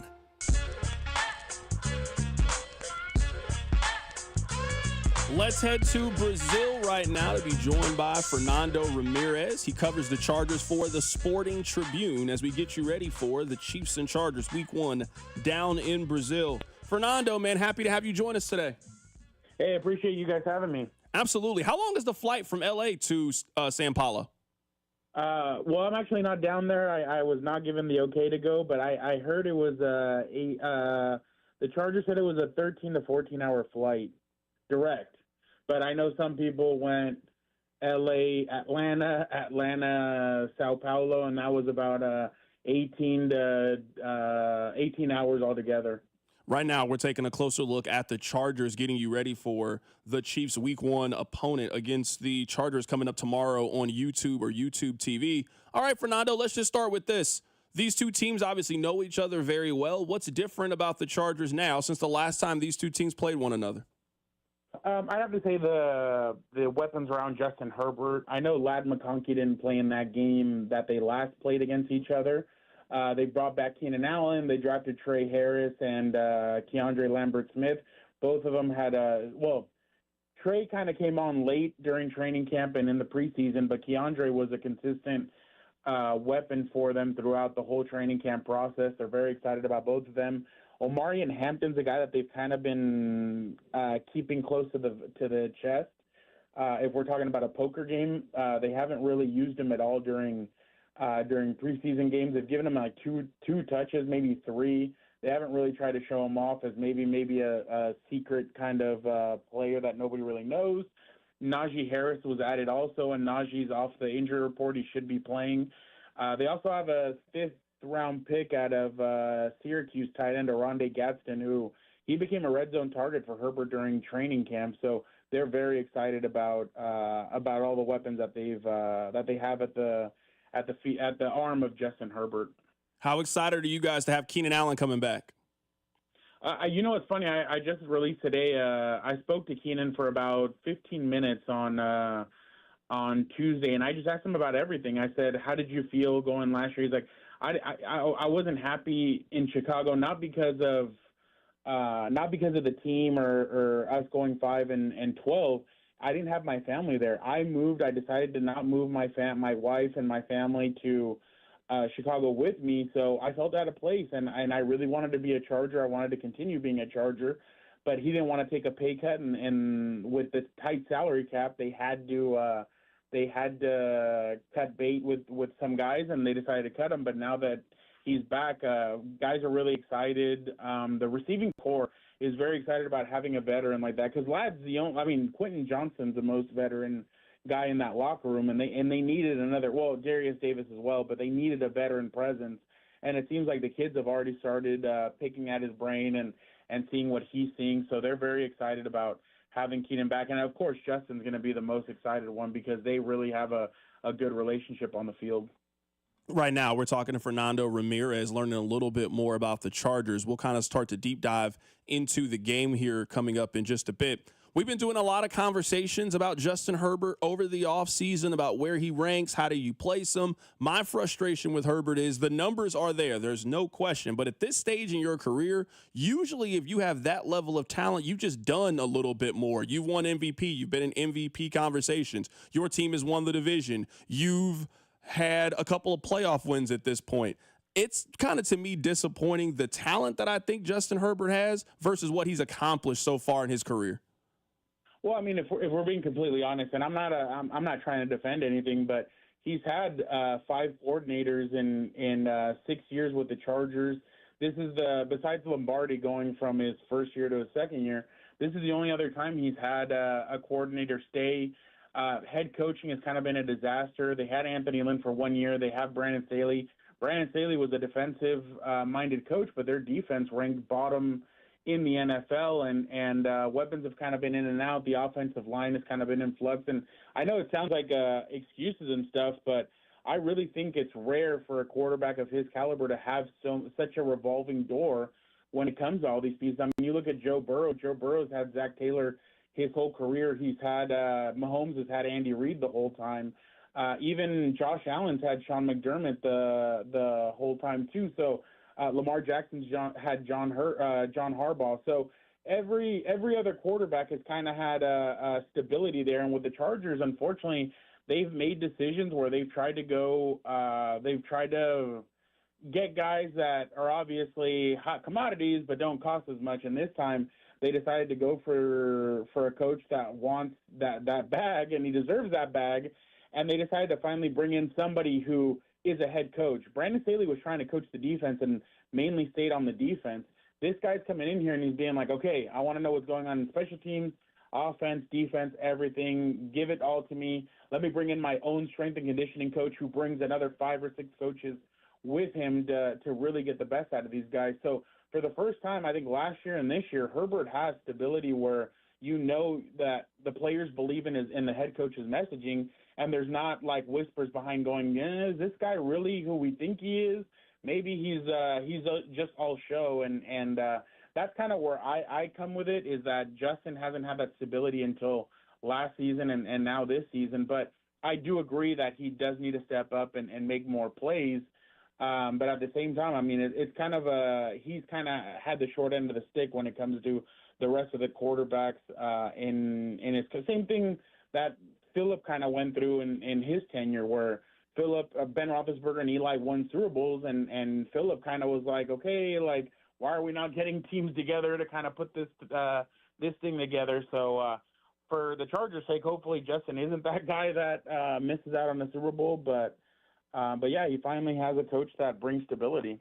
You guys had one of the more significant offseason injuries with Rashawn Slater. What does that mean for the offensive line? How are you guys managing losing one of the best left tackles in the game? Well, obviously, not a lot of teams can replace an All-Pro with a potential All-Pro, and that's what the Chargers have done. The Chargers have they moved Joe Alt, who was the 5th overall pick last year in the draft out of Notre Dame. They moved him from right tackle to left tackle. I spoke to his coach from Notre Dame last week, and I have an article coming out tomorrow, but he said, hey, like, Joe is going to succeed. No matter where you put Joe, he is a guy that's going to succeed. No matter where you put him, he's going to work. He's going to bust his you-know-what to be the best at that position. And I really believe it when it comes to Joe Alt there at left tackle. Now, the only problem is on the right, you have question marks when it comes to Trey Pipkins, who he has been hit and miss. He's had some good years. He's had some bad years. Last year was a bad year because they moved him inside, and he just couldn't handle it. The other question mark is, well, there's question marks all over except for Joe Alt. You have Mekhi Becton, who last year he stayed healthy for Philly, but can he stay healthy this year for the Chargers? Then you have Bradley Bozeman at center and Zion Johnson at left guard, and those two have been they did not have very good seasons last year, but Jim said he's riding with them. They believe that those two guys can step up their game, but last year was just not a good look. If you go look at the Baltimore game, you go look at the Tampa Bay game, and you go look at the Houston game, those two guys struggled mightily in both of those games. These two teams obviously match up very well against each other. These are usually close and competitive games. Do you think the Chargers are ready to take that next step? We talked about Herbert being in that position to take the next step. The Chargers are usually a competitive team. They're a team that wins somewhere between 9 to 11 games, but I think what you see, and this is the case for Kansas City against a lot of teams, they're just much better in the final 4 to 5 minutes of the game, and that makes all the difference. Do you think the Chargers are ready to take that next step where they can be in the Kansas City, Buffalo, Baltimore conversation? I thought towards the back end of the season last year, they were developing that kind of killer instinct with some of the games that they played. The thing is that, like you said, Kansas City might, like, last year they were kind of a little, and don't take this the wrong way, they were a little Tebow-esque, where the first 3 quarters they were, okay, hanging around, letting the other team hang around, and then in the fourth quarter, and again, I was just saying Tebow because Tebow had terrible games in the first 3 quarters. Then in the fourth quarter, they turned it on, and they ended up winning the game. So that's what the Chargers are going to have to navigate is you have to go for the throat. You can't just let the team hang in there and make their plays. So until Kansas City is beaten, I can't say that I think that they're ready. They have the weapons. They have the defense. They have the defensive line. But can they put it together and not fall under the pressure of, oh, my God, it's only a 10-point game, but we know that those guys in the next 6 minutes could come back and beat us. It's about going and scoring touchdowns and making plays and making sure that they kind of try and play keep away. And that's what I think they're going to do tomorrow. I think they're going to try and play keep away, Najee Harris, Amari, and Hampton, run the football, try and tire out that defense for the fourth quarter to kind of take advantage. And that's what the Chargers started doing in the back end of the season. They started tiring out defenses. And in the fourth quarter, they would take advantage. But with Kansas City, that didn't happen out in KC in that final game. So Kansas City's still the team to beat, in my opinion. And the Chargers are going to really – I think this is a big game. I know it's only week 1, but I think this is a big game for them to show, hey, we're not the same old team. We're here to prove that we're willing to fight for the AFC West. And the first step is to beat Kansas City in week 1. Yeah, absolutely. That's what we talked about on the show to actually kick off this week is, a lot of people have kind of predicted the downfall of the Kansas City Chiefs. If you think the Chiefs can lose the division, then you have to be picking the Chargers. The Chiefs always win this kind of game. You very rarely see the Chiefs lose this kind of game in the division. It will be interesting to see if the Chargers can pull off the upset, and I use that in quotes. We always ask people this. We'll get you out of here with this. Give me your Chiefs win-if scenario. Give me your Chargers win-if scenario. Chiefs win if they do what they've been doing for the past few years, which is control the tempo of the game, move the ball up and down, extend drives, kind of gas the Chargers defense, and just pick their spots. I think that was the maturity that I saw. And again, I watched from afar, so I'm not an expert on Kansas City, but what I've watched is the maturity of Patrick Mahomes, where at the beginning when he first got there, it was all home run shots. He loved those home run hits. And I think Andy, after Tyreek Hill left, said, hey, I want to turn you into a different style. I want to make you be able to be precise, be a killer, slowly, like do the thousand cuts. Don't just cut them with one. Make sure they suffer a little bit. And I feel like that's what really has made Mahomes great these last 3 or 4 years since Tyreek Hill left, which I've been very impressed with. Chargers win if they're able to run the football. If they're able to successfully run the football in Kansas City, I feel like they can control the clock. That means that, again, and last year, that was one of the things. Last year with J.K. Dobbins and Gus Edwards, there was inconsistencies in the run game. They believe that this year they've upgraded the running back position 2 or 3 steps to where they can gas a team in the fourth quarter, and these guys are going to take off for long runs. Amari and Hampton. They feel like Najee is going to tire out a defense because having to hit that ball. And I'm telling you guys, I did not know Najee was this big until I saw him in minicamp. He's huge. He really is thick. Like he's just a big dude, and I wouldn't want to be hitting him in the fourth quarter. So that's kind of my those are my 2 cents on both of those teams. I'm really excited to see what both of these teams have kind of got. I know Kansas City is going to be on a huge middle fingers up in the air, like you guys think we're done, we're not done.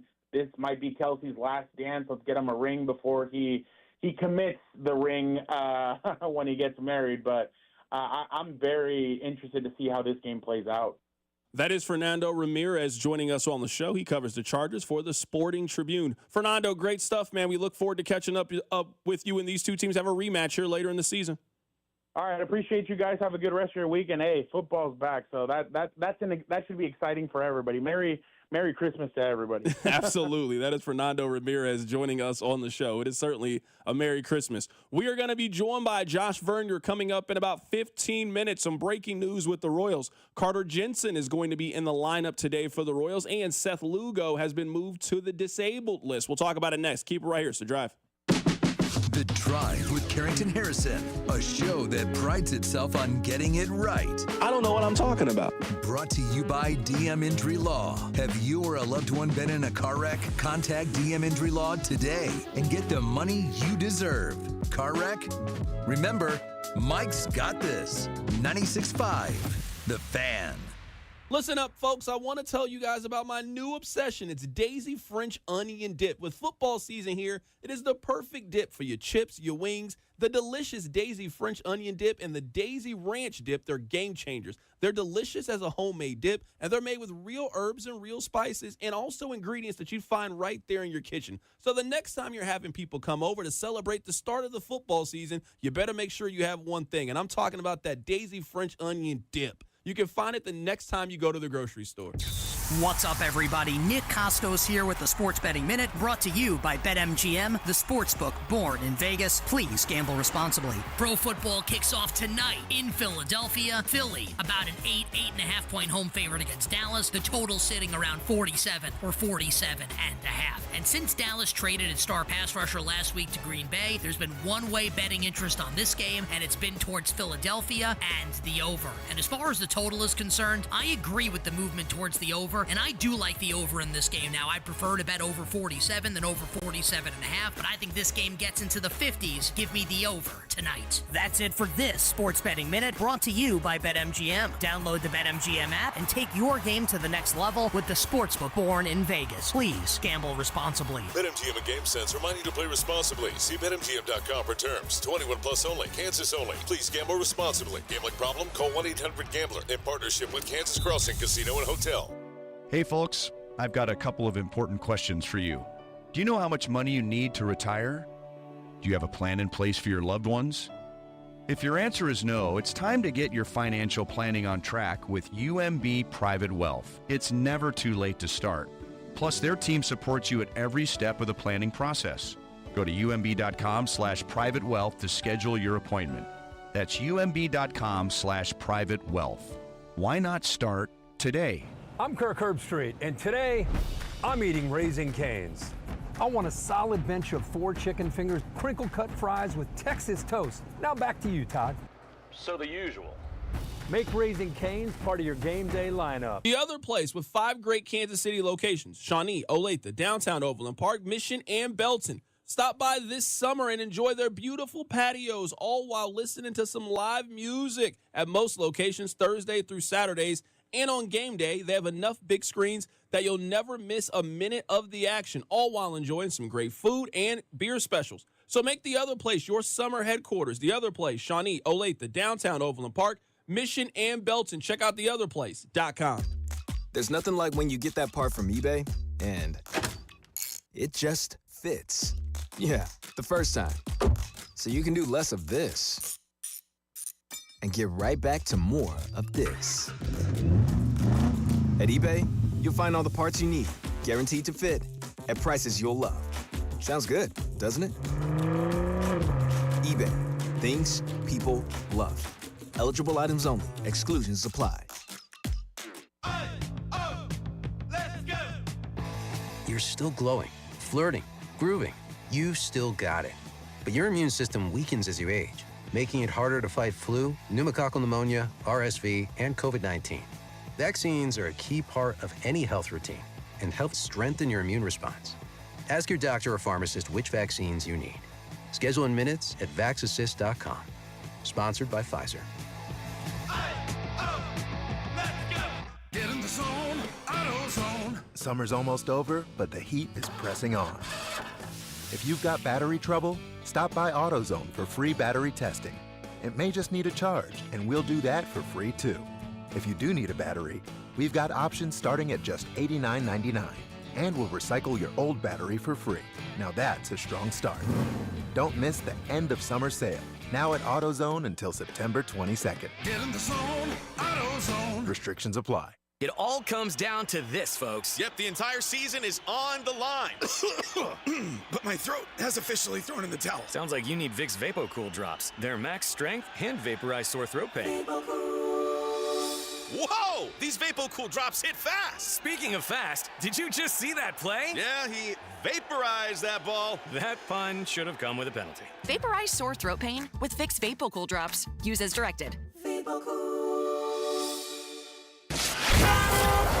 Here's traffic, brought to you by DM Injury Law. Have you or a loved one been in a car wreck? Contact DM Injury Law today and get the money you deserve.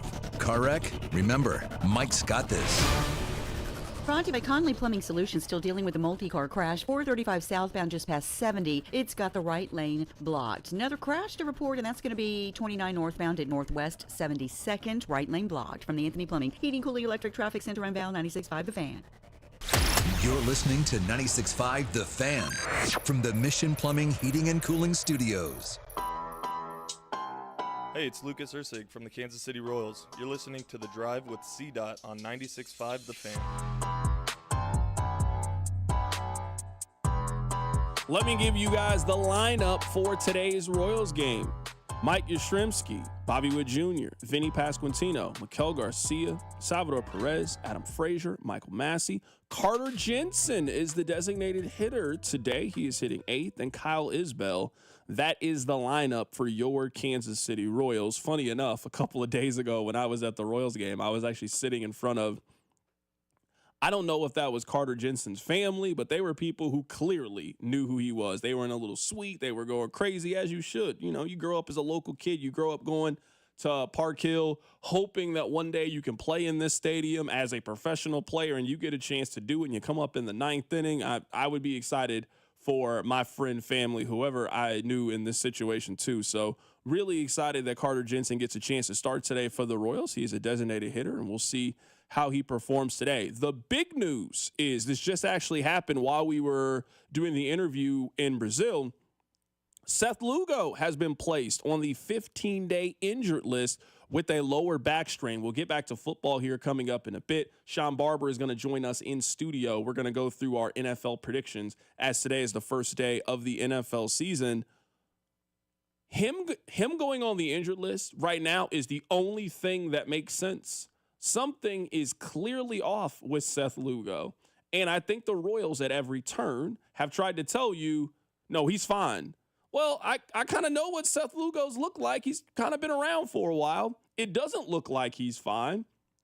You guys are telling me otherwise, but the results, the product, is saying another thing. This is the only thing to me that makes sense. Something has been off with Lugo for quite some time. It has almost happened. It almost lined up perfectly with him signing that contract extension. He signed the extension, and then all things just started to go wrong with his body, and he just hasn't been the same pitcher. And if you're trying to overcome the deficit that we're talking about with the Kansas City Royals, man, you need all hands on deck, and I just don't think that you had Lugo to continue the euphemism. I think this was the only decision that the Royals had. You couldn't let him continue to start because it was obvious that something was off. Now we have the answer. He is off with a lower back strain. The question now becomes, how long has he been battling this and they've been telling us he's fine?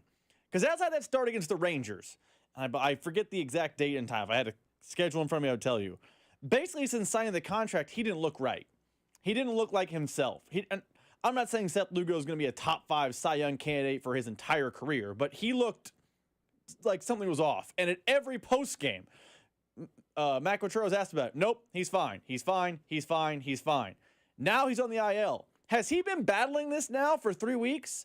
And if that's the case, why didn't you IL him 3 weeks ago? Yeah, maybe you're out of it right now if you IL him 3 weeks ago, but ILing him now essentially ends his season, and without him, you got to really, really, really squint and have some blue-colored glass on to think this is a playoff team. I know Steven Kolick, who came up in his place, the other player they got in the Padre trade, who looked good over the weekend, has come up, but Without Seth Lugo, without Cole Reagans, this is not a playoff team. And you got to wonder, if he's been battling this for a while, why didn't they IL him 3 weeks ago and see if they could survive in advance to get to this point when he's back and healthy? Because ILing him now kind of ends the season. Yeah, no, it basically ends the season. It just kind of continues to show you how much of an uphill battle the Royals have if they actually want to try to go off with this thing. And that's why you and I led the show with it, and we'll be joined by Vern here coming up in just a bit. That's what makes the last couple of days just so disappointing for the Kansas City Royals. The door was open, usually in a comeback. That's why I hate the question, did Team A lose or did Team B win? Well, both things need to happen in order for you to overcome a great deficit. You obviously need to start playing better. You obviously need them to start playing worse. And when those two things intersect, you got an opportunity to take the lead. Over these last couple of days, you have seen Seattle slip up. And now, perfect opportunity for you to step in. You win these last two games. At a minimum, you at least split these last two games. And now you're either a half game back of Seattle and you really feel like you got something cooking, or you're 1.5 games back and you continue to be within striking distance and you can make something happen. But for Seattle to leave the door open the last couple of days, you also lose both of those games. Now it's just time and score. You just are running out of time if you want to be able to do this thing. So it's not just the deficit that you need to worry about. You also need to be looking at the clock. So if you're the Royals, yes, you haven't lost any ground. You were still 2.5 games back, and that's where you were when the week started. But we were having that conversation on Sunday. It's now Thursday. You've lost time in the comeback. And what's disappointing about yesterday is we consider Bobby Witt Jr. to be one of those guys, an elite level player, a future Hall of Fame player, face of an organization. Bobby Witt Jr. is at the center of why they lost yesterday. Yes, they didn't score enough runs. They did this. Yes, absolutely. It's not one man's fault why they lost yesterday. But this is the game in which it was tied. You got an opportunity to get out of the inning. A routine ground ball is hit at your best player, and he commits an error. And a ground ball toward short in fast Witt. Scoops, and he couldn't get it cleanly, and the run is in.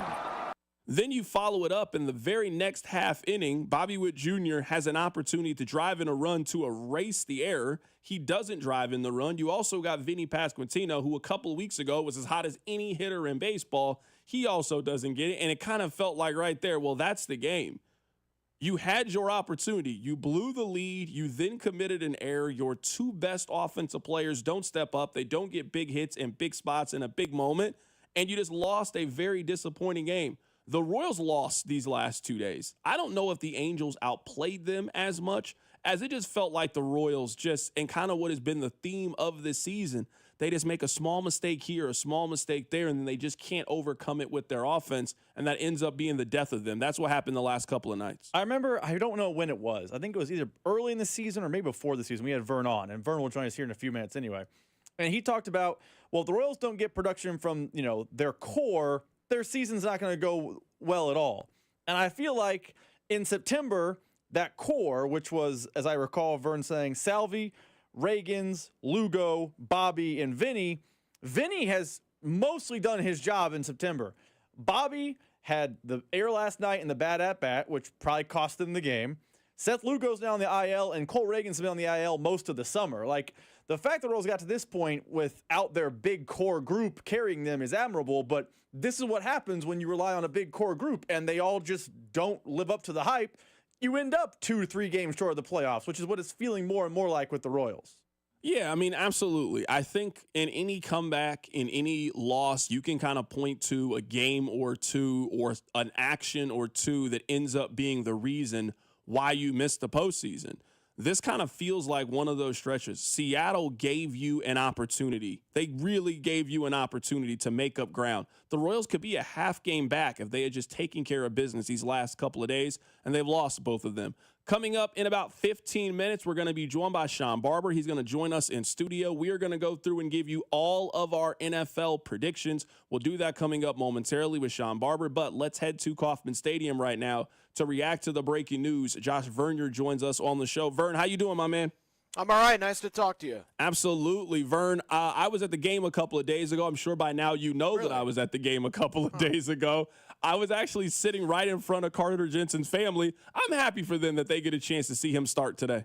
Yeah, no doubt. Real cool moments, right? Staying at his parents' house. I don't know what car he took, but how neat is that to grow up in the city, wake up in the bed you woke up in and went to high school baseball practice, and now he's driving to Kauffman Stadium, serving as the designated hitter in the 8th spot tonight, facing a veteran in Kyle Hendricks. Makes his big league debut against a future Hall of Famer in Kenley Jansen, and now a touch and feel righty tonight. It's not going to be easy, but yeah, very excited for obviously the family, but the entire city. I would imagine, like we saw all of St. Joe make its way down for Noah Cameron's debut, I would imagine quite a few of friends and family going to be packing this place. And as you saw a few days ago, there'll be plenty of space for the friends and family. We made a lot of comparisons for Jack Caglione about who he could potentially be. I haven't really heard a lot for Carter Jensen. Do you have one? Is there a player that you kind of think, hey, best case scenario, this is who he could be?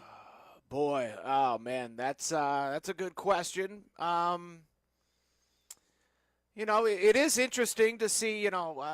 Is he an everyday catcher moving forward? Because he is, a lot like an MJ Melendez, an athlete, a guy that is bat first. So a possibility of moving to the corner outfield. Now I'm not going to compare him to MJ. He does have some impressive power. But I think he has much better plate discipline than MJ Melendez. It's so tough making these comparisons because the only names that I'm thinking of are, names that easily come top of mind. And to be a name like that, you had to do something for an extended period of time in the big leagues. And to put that on a 22-year-old that I'm frankly surprised to see in the big leagues already. No, I can't give you a comparison. It's, the upside we could go on and on about, but no. A really good eye at the plate, a great makeup, a great work ethic. He's going to make Kansas City proud in that, he's not a guy that you're going to need to question. Is he putting in the effort? I mean, shoot, this guy was drafted out of high school 4 years ago and already finds his way to the big league level. So he checks a lot of the boxes, but the question's just going to be, how does he handle real adversity at the big league level? How does he adjust moving forward? I think he has the proper head on his shoulders and got some great guys to learn from in Salvi and Luke Maley. So I have real high expectations. I'll settle on this. I think he can hit in the top 5 of your lineup on a championship team. That to me is where I could see Carter Jensen. I think he could be a guy that could, take over for Vinny Pasquantino, hitting third, hitting right behind Bobby Witt Jr. Right now, we're talking to Josh Vernier going through the breaking news that Seth Lugo has now been placed on the injured list. Vern, we've had you on. We've asked, a lot of people have probably asked, hey, what's wrong with Seth Lugo? The Royals have kind of maintained nothing's wrong, but it just hasn't felt right. To me, this feels like confirmation that something's been up this entire time. No, they'll push back on that. No, they say he didn't feel this back tightness until throwing yesterday. So they wanted to test it today, and it was even worse. So now they're placing him on the IL with a lower back strain. But no, when given the opportunity to link his awful performances of late, an ERA of 9.11 here since the start of August, no, they're not saying this lower back issue is any way related to the brutal performances we've seen from the 35-year-old of late. But why would they not take the out when it's right there? Yeah, I'm guessing because it's not true. They just going to keep pointing back to Seth Lugo's just not getting the job done. So, a guy that age hitting the IL with less than 4 weeks to go in the regular season, Q expresses optimism that we hope we can get him back. But I would imagine you got to shut him down at least for 3, 4, 5 days, ramp him back up. That takes you at least 2 weeks. Yeah, we'll see if we see Seth Lugo again. Right now, we're talking to Josh Vernier here for a couple more minutes. Sean Barber's going to join us in studio, and we're going to give our official NFL predictions.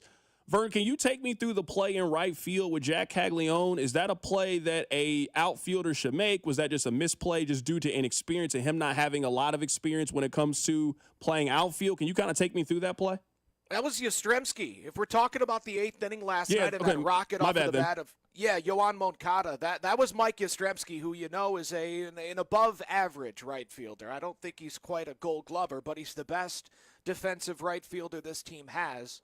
And any outfielder I've ever spoken with always says the toughest play is the line drive right at you, and that was 113 miles per hour off of the bat of Yoan Moncada. It's on you quick. You think you have it, and then suddenly it's cruising over your head. So, no, it went down as a double, and I think that's properly called. The diagnosis last night was on what you were talking about earlier, Bobby Witt Jr. That should have been an error, but still down as an RBI single to Joe Adell. Yeah, that's the part, and maybe this is just I'm trying to apply like football and basketball logic, but I mean, people think that Bobby Witt Jr. should have been the American League MVP. People think he's the second best player in the American League. Like, that's a play that you got to make. And then at a minimum, coming up in the next inning, when you get an opportunity to erase the error, like, you got to come through in that scenario. Yep. Obviously, a lot of things went wrong for the Royals yesterday, the last couple of days, and that's why they lost. But that's a spot where you're kind of looking for your star player to kind of get you out of these situations, and he just didn't yesterday. No question about it, but I thought he did an outstanding job of owning it after the game, and we can give him credit for that, if you want. But I would expect Bobby, like a lot of great players, after they have that unfortunate performance, they come back, going scorched earth. But if you want to lay that loss at the feet of Bobby Witt Jr., I'd be perfectly fine with that. But again, he has it right here. In that situation, you lose the game for the team. Make a mistake, it's unacceptable for me, unacceptable for that to happen to my teammates and Ursig on the mound, and so it's just not who I am, and I got to be better. So be bottom lines that after the game, he's not running from it. You appreciate that, and the reason why he is, in my opinion, the best player in the American League this season, even with a Cal Raleigh, second to Aaron Judge. I still think Bobby's second to Aaron Judge in the American League. It's because that isn't going to happen again, right? I can't imagine I see that play misplayed by Bobby. Certainly not for the rest of this season, maybe next year, but the reason why he is who he is because I'm expecting him to do what he did on Saturday tonight, and that's go out there and win the game for the Royals. He did that against Detroit, but sure, cost him the game last night. Vern, how many times a year do you see people get rejected on the kiss cam like I did? Not very often. I would say half a dozen times out of 81 games. But I gave you credit on the post-game show, and I defended you on Cody and Gold. Maybe I'm misremembering it. Maybe I need to go back and watch the video. You didn't express embarrassment. Like it wasn't, to me, it wasn't awkward watching it. You weren't desperate. So, honestly, I came away with it with a lot of respect for you. I thought you handled yourself quite well. Thank you, man. What was the sentiment in the press box? Because you don't know what it's like to be in that situation where the stadium's laughing at you. Yeah, they're all laughing at you and looking at me because they know you're my boy. Oh, my goodness. You telling me I embarrassed you? No. They were double checked. They're like, that's C-Dot, right? I'm like, yeah, that's him. You should have said, no, it's not. You should have. That's how you could have had my back. No, I was like, well, it's probably just a friend. He was just going for a kiss on the cheek anyway. He wasn't all that interested. No, I had your back. Thank you, man. That's my guy, Josh Vernier, joining us on the show today. Vern, we appreciate you, my man. All right, buddy. Thank you. Absolutely. That is Josh Vernier joining us on the show today. I looked to my right a little bit earlier. Sean Barber joins us on the show today. Barbershop, are you ready to give your NFL predictions? I can't wait. I'm so excited to hear who you think is going to be good and who you think is going to be bad this year. Can we just go ahead and do this? Can we get all your KPRS Hot 88 shout-outs done? Let's just do it right now. I know you got to shout out 19 people. Can you just go ahead and do it in the end of this segment, and then we can move on? First of all, let's start with a disclaimer. Okay, go ahead. Now that I am the manager of player engagement for the Kansas City Chiefs. You now work for the Chiefs. If you thought I had rose-colored glasses on years ago, for years, if you thought I had a unwavering support for the Chiefs, and you don't know why I was always picking them, and why did I have them ranked so high every year? You would not believe how rosy red my glasses are now. Like they are unbelievably, like they're just red. It's not even rosy no more. I got red colored lenses in my glasses right now. Okay. Can you just get your shout outs out the way and then we can go to break? Because I know you're going to do this. I know you got to thank, I got to thank Barbara from Red Door Grill. She makes a mean cheesesteak. I know that's about to happen. So just go ahead. Buddy. Well, it starts with the MIG. Obviously, the MGI group, man, McGinnis. They do a phenomenal job. Any of your health benefits needs, 401k, anything when it comes to the benefits packages, make sure you holler at Matt McGinnis, Sonny Fouts, and Scott Soxie over there with the McGinnis Group. They do a phenomenal job of putting that thing together. And then on a personal level, obviously, like I said, I'm now employed by the Kansas City Chiefs in the player development role. Player development, for those that don't know, we are a four-pillar system when it comes to continuing education, financial literacy, professional development, and also personal development for all the players that are on staff with the Kansas City Chiefs, our active roster, our practice squad, the injured reserve. I mean, once a chief, always a chief. And we coordinate with all different departments, community outreach, the legends, marketing, business development, all of those different areas in the Chiefs come through myself and Dr. Melissa Weintz to make sure that we handle that in a professional manner. So I will not be saying anything negatively against my organization. So I noticed you said the legends. That means they're moving? As in alumni. Our legends. Shout out to my man Jeremy, who runs the Legends organization. Him and Chuck and their team over there. Just saying, with community you said outreach. honoring the legends, so I'm just trying to make sure you Chiefs weren't breaking legends. news. Chiefs legends. Okay, I wasn't sure. I was confused. Do you not see this? What kind of shirt do I have on today? Kansas City ambassador. You're Okay, a great man. ambassador. I'm a legend. I don't even feel good. I can't even get Chiefs jokes off anymore. Now you work for them. A legend. Okay. I don't want to get you in trouble at work. One snap. That's all you take. One snap on that field, that hollowed ground. GEHA You're a Chiefs field. ambassador for life. No, you're not an ambassador yet, but you are a legend. Okay, that makes a lot of sense. Many men can say they're a legend. Are you done with all your shout outs? Because I want to start getting to, we got Thursday Night Football today. We got to make our playoff predictions. I just want to make sure that we have shouted out everybody that needs to be shouted out. I mean, obviously, you just left baseball, and nobody gave my son Noah Barber. He's in the minor leagues. Shout out to him. Absolutely. He actually got selected to go to Australia. He's being Brisbane. He's going to Australia for the fall league, so that's going to start in a few weeks. Obviously, the largest in charge, my man Nico Barber, is still working with the equipment staff with Kansas City. They're in Brazil, so safe travels. We're going beyond. I gave you too many shout outs now. And obviously, the Queen Bee. Okay, yeah, no, shout out to her too. Miss Nicole. Beauty shop. That's what I call her. That's who she is. She's beauty shop. Barbershop and beauty shop. I like that. Coming up on the other side, Barber has all of his notes. We're going to give you our official NFL predictions for the season. Keep it right here. It's The Drive. You're listening to The Drive with Carrington Harrison, brought to you by DM Injury Law. Have you or a loved one been in a car wreck? Contact DM Injury Law today and get the money you deserve. Car wreck? Remember, Mike's got this. 3-time Super Bowl champion, Patrick Mahomes. Join CDOT every Tuesday at 3:15, exclusively on 96.5 The Fan. Hey guys, it's Carrington Harrison from The Drive. Summer is officially here, and that means the sun is out and the grill is hot and life is calling you. But what if you're just not feeling it? Low energy, brain fog, maybe you have no drive. It might not just be your age. It could be low testosterone. At Heartland Men's Health, they know what you're going through, and they know exactly how to help. Low T can lead to poor sleep, weight gain, low sex drive, and zero motivation, but it doesn't have to be that way. Do you know what the first step is? It's taking the free Low T quiz at heartlandmenshealth.com. It only takes 2 minutes. Then schedule your $99 consult. That includes lab work and a full medical review. And if your treatment starts that day, that means your visit is on the house. Don't wait. Heartland Men's Health is changing lives in Overland Park, Independence, and North Kansas City. Call this number, 844-447-6600, or visit heartlandmenshealth.com today. That one phone call can change your life, can change your summer. So get back to feeling like yourself. Pick up the phone and call Heartland Men's Health today. Brew Brothers at Harris, Kansas City, now open. Dine on mouth-watering appetizers, then feast on one of our 6 American Wagyu burgers, including the Bacon Jam Burger and Blazing Burger. Wash it down with your favorite ice-cold beverage, all while watching the game on one of our 45 TVs. Dine in or carry out. Brew Brothers at Harris, Kansas City always hits the spot. Brew Brothers and Brew Brothers Express are now open for breakfast, lunch, and dinner. 21 or older to gamble. Know when to stop before you start. Gambling problem? Call 1-888-BETS-OFF.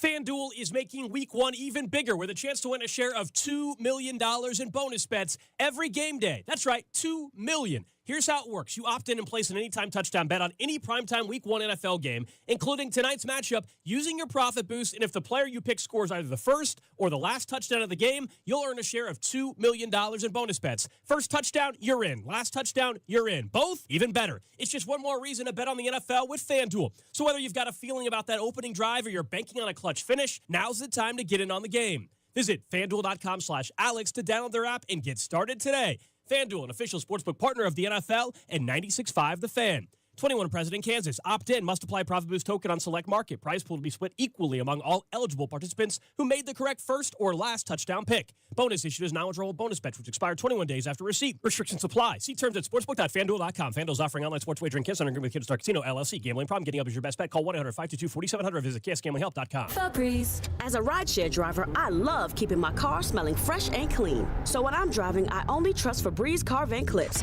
featuring 3 distinct intensity settings. Because it's that little touch that sets me apart. I can turn the intensity down for subtle freshness, or I can turn it up for when I want lots of scent. So whether it's set to low, medium, or high, with Febreze car, I know my car's going to smell amazing. Which keeps my driver rating right where it belongs. Picking up! Oscar! Jake from State Farm. I just beat my running PR, so I'm celebrating with the Banana Bonanza smoothie. Hey, and you can keep celebrating when you create an affordable price just for you by bundling your home and auto with the State Farm Personal Price Plan. Go bananas. I will. Hey, make it a large. Bundling, just another way to save with the Personal Price Plan. Like a good neighbor, State Farm is there. Prices are based on rating plans that vary by state. Coverage options are selected by the customer. Availability, amount of discounts and savings, and eligibility vary by state. Listen up, folks. I want to tell you guys about my new obsession. It's Daisy French Onion Dip. With football season here, it is the perfect dip for your chips, your wings. The delicious Daisy French Onion Dip and the Daisy Ranch Dip, they're game changers. They're delicious as a homemade dip, and they're made with real herbs and real spices and also ingredients that you'd find right there in your kitchen. So the next time you're having people come over to celebrate the start of the football season, you better make sure you have one thing, and I'm talking about that Daisy French Onion Dip. You can find it the next time you go to the grocery store. Sports brought to you by the Salvation Army and registertoring.com. Make it a tradition. Grab your friends or family and ring bells together for the Salvation Army. Just 2 hours can change lives this holiday season. Sign up today at registertoring.com. That's registertoring.com. Here's traffic, brought to you by DM Injury Law. Have you or a loved one been in a car wreck? Contact DM Injury Law today and get the money you deserve. Car wreck? Remember, Mike's got this. Brought to you by Salvation Army of Kansas City. Shawnee still working that stall. 35 southbound, the ramp to Antioch. The right lane is blocked. Multi-car crash, 435 southbound, just past 70. Scoot to the left, it's in the right lane. From the Anthony Plumbing, Heating, Cooling, Electric Traffic Center on Val 96.5 The Fan. Hey, it's George Karlaftis from the Kansas City Chiefs. Welcome to The Drive with CDOT on your home for Chiefs football. 96.5 The Fan. All right, so much to get into. Why don't we do this, Sean Barber? We will get our official predictions coming up at the top of the hour. I have all 14 teams. I'll give you my MVP prediction, all of those things. Let's look to Cowboys and Eagles coming up tonight. I actually haven't got a chance to ask you, what do you make of the trade? What do you make of the trade for Micah Parsons for him to go to play for the Green Bay Packers? I do not know your take on this. I've not seen it. I've not heard it. I've not read it. What do you make of the trade? Well, first of all, let's talk historically. You've been around, I think I've been on and off the air for about 8 years, right? 2017, 18, whatever it was, started doing the night show with Dane and Hughes, right? Players only. A little bit of like in the trenches, Pete Sweeney, right? We was doing some Arrowhead Pride stuff. I don't even know if you can even mention those names anymore. We love Pete on the show. Oh, okay. He's a friend of the show? Yeah, of course. Okay. The funny thing about that is when I think when I left to do something with BJ Kissel, all of a sudden I became like non-friends of the show because somehow I was anti-Odyssey because I did my own podcast. That was in the past. We moved on. Have you? Because I'm still a little bitter about it. You know what I'm saying? So I hold grudges a little bit. I don't got any beef with BJ Kissel either. Shout out to both of them. Oh my goodness. You know what? And I could probably talk if Rob was at his desk, which he isn't. If Rob was there, I would love for somebody to understand and take me through. Can we hear about Micah Parsons? What's happening here? I want to find out about Micah Parsons. It's a win-win. The Cowboys, in any deal where you can trade off a player that's demanding a salary that is beyond what you're willing to do, if you're not in a position as a team to offer a guy his worth, right? He 45, 55 million a year, whatever he ended up. Him getting 47 a year. Obviously, Cowboys were not in that. That wasn't in their price range. They were shopping and they wanted to get an asset and they wasn't willing to give him what his market value was. He had enough leverage to basically. Him and his agent put the team on notice. I will not play this year without a new contract. So at that point, you must trade him. So I have listen. You got 2 first-rounders. Kenny Clark to me is a excellent, above average starting defensive tackle. So I think the Cowboys. You talk about the Cowboys looking at 2026, 27. I think they put themselves maybe as one of the favorites going into those seasons. Based off of just this one deal. Because the thing I always say about any one player you pay, you have to be able to even visualize yourself as a team without that player. There can always be an injury that takes that player off the field. So if you're telling me that this one piece is the difference between you being a Super Bowl champion or not, then that's one thing. Obviously, the Cowboys had him for the last few years, and they barely became a playoff team. They didn't sniff no NFC championship games with them.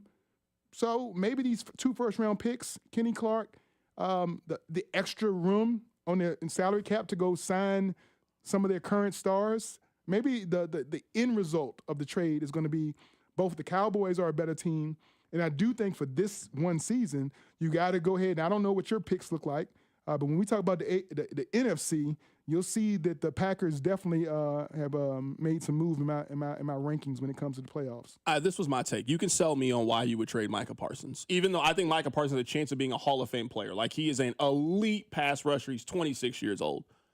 If you're going to do that to me, you can't trade him to a team that you are chasing. Like, trade him to the Titans. You know what I mean? Like, trade him to a team in the AFC that you think you could get a top 10 pick potentially out of. I think the Packers could win the Super Bowl this year. So I'm not trading him to a team that it could be a low first-round pick. That's number one. And if you're going to make that decision, you just got to make that decision earlier. The Cowboys have had plenty of chances to sign Micah Parsons. You had a chance to sign him after year 3. You didn't do it. You had a chance to do it early in free agency. You didn't do it. Like, you let Micah Parsons sign, then you let TJ Watt sign. Well, then, of course, you know what agents are going to do. Hey, look at what that guy makes. I now want 10, 15% more. The Cowboys just had a lot of opportunities. If they were going to move on from Micah Parsons, you could have done that and got more. I also just think they got the baseline of what you get. I'm not getting on the phone to you to trade my 26-year-old potential Hall of Fame pass rushers for anything less than 2 first-round picks. Like, if you're going to make this trade, I got to feel like you fleeced the Packers. I don't feel like they fleeced the Packers. I feel like they got close to what market value is for Micah Parsons, which is okay if you get that in March. You got that a week before the start of the season. I don't love the trade from the Cowboys' perspective. The fact that Mike Parsons was sitting out, I think the defensive coordinator for the team has probably already found out some ways to move on from him. The packages, they had to create some packages without him being there. So it's not like he was practicing with the team and all of a sudden he put his hands up and said, hey, that's it for me. You got to find a way to move on without me. I think defensively, most organizations run in listen, injuries happen. You can't have defenses schemes that rely on one person. That's just not how defense is done. It's 1 of 11. You got to have 11 guys out there, and the backups got to be ready to go at all times. So I think that moving on from a defensive player is going to be a lot easier. We talk back, if we want to reflect back at the Chiefs when they decided to move on from Tyreek Hill. I could see his the percentage of offensive schemes and packages that were designed just to take his skill set and really formulate offensive plays around what he does. I would say that was a great percentage of the Chiefs' offense, but the Chiefs were able to go ahead and pivot and move on and then focus the offense around Kelsey at that point, and obviously still go win some Super Bowls and have some championship years. So I think it's a win-win. Obviously, if you talk about the perfect scenario for the Cowboys to maximize, yes, they could have done things differently to get more out of it.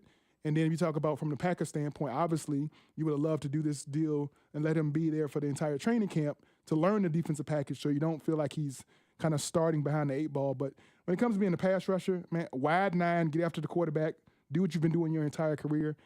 It doesn't take much learning of a defensive package to play defensive end. What do you think happened with Amari Cooper? You think Amari Cooper got there and saw the Raiders and was like, I don't want to play for this team? Or do you think Amari Cooper just woke up one day and like felt his knees and was like, you know what, I can't play football anymore? What do you think happened with Amari Cooper? Oh, man. So I've never seen a guy sign and then retire in 10 days. I mean, that's the nature of the beast. I always say Father Time is undefeated.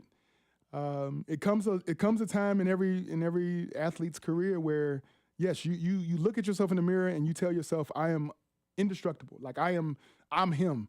I'm the alpha. I'm the omega. Like everything got to come through me, and I'm willing to do anything to go out there and dominate on the field. Well, that's gone. You're saying with Amari Cooper. He's probably said it enough times in the mirror where the mirror started looking back at him. it wasn't responding well. The image he was seeing in the mirror was not that same. It didn't have that resolve. It didn't have that perseverance. It didn't have that determination. No, that makes sense. The analogy that I always make to playing football is it's got to be like we agree that we're committing a bank robbery. If all 4 of us are committed to doing this, we might have a chance. If one of you is hesitant about robbing this bank, we don't need to be doing it because you were going to get all of us going to jail. So that's why I give Amari Cooper a lot of credit. I don't want to play football with anybody that's heart ain't in there because if your heart ain't in it to play football, and something can go terribly, tragically wrong. So again, I got respect for Amari Cooper. Just, hey, right before the start of the season, I can't do this. I'm out. I got to retire. Coming up on the other side, I love, this is my favorite segments of the year. We're going to go through and give all of our playoff picks for the year. I'll also tell you who I think is going to win NFL MVP. We got Barbershop in studio. Keep it right here. It's The Drive. The Drive with CDOT. Tune in as Nate Taylor of ESPN joins the show in studio every Friday at 4 on your home for Chiefs football. 96.5 The Fan. The Drive, brought to you by DM Injury Law. Have you or a loved one been in a car wreck? Contact DM Injury Law today and get the money you deserve. Car wreck? Remember, Mike's got this. Here's traffic, brought to you by DM Injury Law. Have you or a loved one been in a car wreck? Contact DM Injury Law today and get the money you deserve. Car wreck? Remember, Mike's got this. Brought to you by Gann Asphalt and Concrete, Pleasant Valley. That's a crash you're dealing with. 435 southbound at Shoal Creek, the right lane blocked. That multi-car crash is still working down near Raytown. It's going to be 435 southbound past 70 in the right lane. From the Anthony Plumbing, Heating, Cooling, Electric Traffic Center on Val, 96.5 The Fan. Get in the zone, AutoZone. Summer's almost over, but the heat is pressing on. If you've got battery trouble, stop by AutoZone for free battery testing. It may just need a charge, and we'll do that for free too. If you do need a battery, we've got options starting at just $89.99. And we'll recycle your old battery for free. Now that's a strong start. Don't miss the end of summer sale. Now at AutoZone until September 22nd. Get in the zone, AutoZone. Restrictions apply. It all comes down to this, folks. Yep, the entire season is on the line. But my throat has officially thrown in the towel. Sounds like you need Vicks VapoCool drops. They're max strength and vaporize sore throat pain. Whoa! These VapoCool drops hit fast. Speaking of fast, did you just see that play? Yeah, he vaporized that ball. That pun should have come with a penalty. Vaporize sore throat pain with Vicks VapoCool drops. Use as directed. If you're 55 or older and into that whole saving money thing, T-Mobile has an exclusive phone and internet bundle just for you. Right now, get 2 unlimited phone lines plus 5G home internet for just $30 each per month with AutoPay, plus taxes and fees. And with 5G home internet, setup is easy with just 1 cord and no technician needed, which is great if you're also into that whole keeping it simple thing. Switch now and experience the best mobile network in the U.S. Visit your local store to start saving. T-Mobile, it's better over here. Based on analysis by Ookla of speed test intelligence data Q4 2024 to Q1 2025, Ookla trademarks used under license. Unlimited on our network. Customers on voice plan may notice speeds lower than other customers and further reduction if using more than 50 gigs a month due to data prioritization. Video streams and SD on this plan. Home internet pricing after $20 in monthly bill credit plus $5 per line without autopay. Debit or bank account required. See 5G device coverage and access details at T-Mobile.com. This Royal season, it's fountains up, it's batters up, adrenaline up, intensity up. And when the Royals battle the Mariners on Tuesday, September 16th, it's time to lift your hounds up, your terriers up, your spaniels, shepherds, retrievers, and mutts up. Harness up for Bark at the Park, presented by Underdog.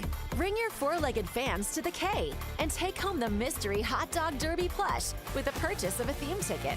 Tickets at royals.com/bark. Hi, we're your friends who get super excited about the holidays. We sure are, or this isn't the ugliest holiday sweater ever. People think we're happy because we love peppermint lattes. Or catching snowflakes on our tongues. But really, it's because it's Holiday Millionaire Raffle season! It's your best odds to win $1 million. That's dollars, not twinkling lights, but that would be great too. Play the Kansas Lottery Holiday Millionaire Raffle. Get excited! See kslottery.com for details. You want to see the ring? Here, I have a picture. Wow, look at you. I know, right? Went to Hellsberg and customized the whole thing. Oh, yeah? Yeah, well, I showed them all her inspiration photos, picked the setting, the diamond. It's actually pretty fun. Now for the real hard part, asking her. Well, congrats, buddy. The ring looks awesome. Start your story with Hellsberg. Designed with care and craft since 1915. Shop in store or at hellsberg.com. For nearly 100 years, Busey Wealth Management has helped families and businesses make smart financial decisions that stand the test of time. From personalized investment plans to tax strategies that work for you, we take a big picture approach, connecting you with the right experts to help protect what you've built and plan for what's next. Busey Wealth Management, here for every chapter of your financial story. That leaf pile is 100 feet tall. Your dad can't handle this. Not without the right equipment. Yard work piling up? Gear up for fall with John Deere. Get $750 off select mowers, $2,000 off select Gator UVs, and $3,000 off select compact tractors. Did I hear your dad got a John Deere? Yep, bad day to be a leaf pile.